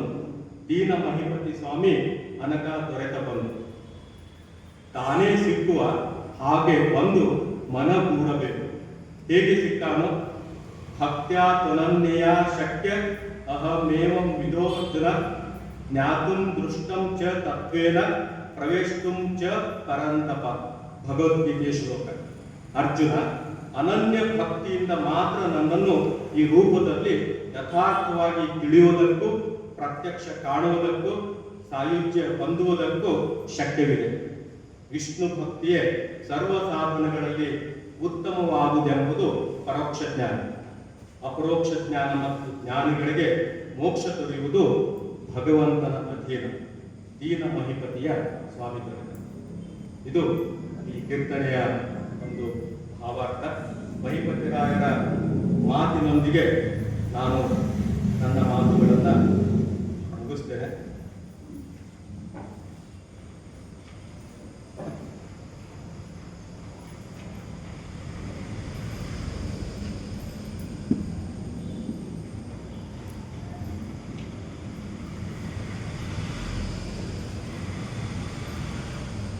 ಒಂದು ಕೀರ್ತನೆಯ ಸಾಲುಗಳಿವು. ತಾನರಿತು ಸುಖಿಯಾಗಿ ಇನ್ನೊಬ್ಬರಿಗೆ ಕಣ್ತೆರೆಸುತ್ತಿಹರಿಗೆ ನಮಸ್ಕಾರ. ಅಧ್ಯಾತ್ಮ ವಿದ್ಯೆ ಸಾಧ್ಯ ಮಾಡಿಕೊಂಡಿಹ ಬುದ್ಧಿವಂತರಿಗೆ ನಮಸ್ಕಾರ.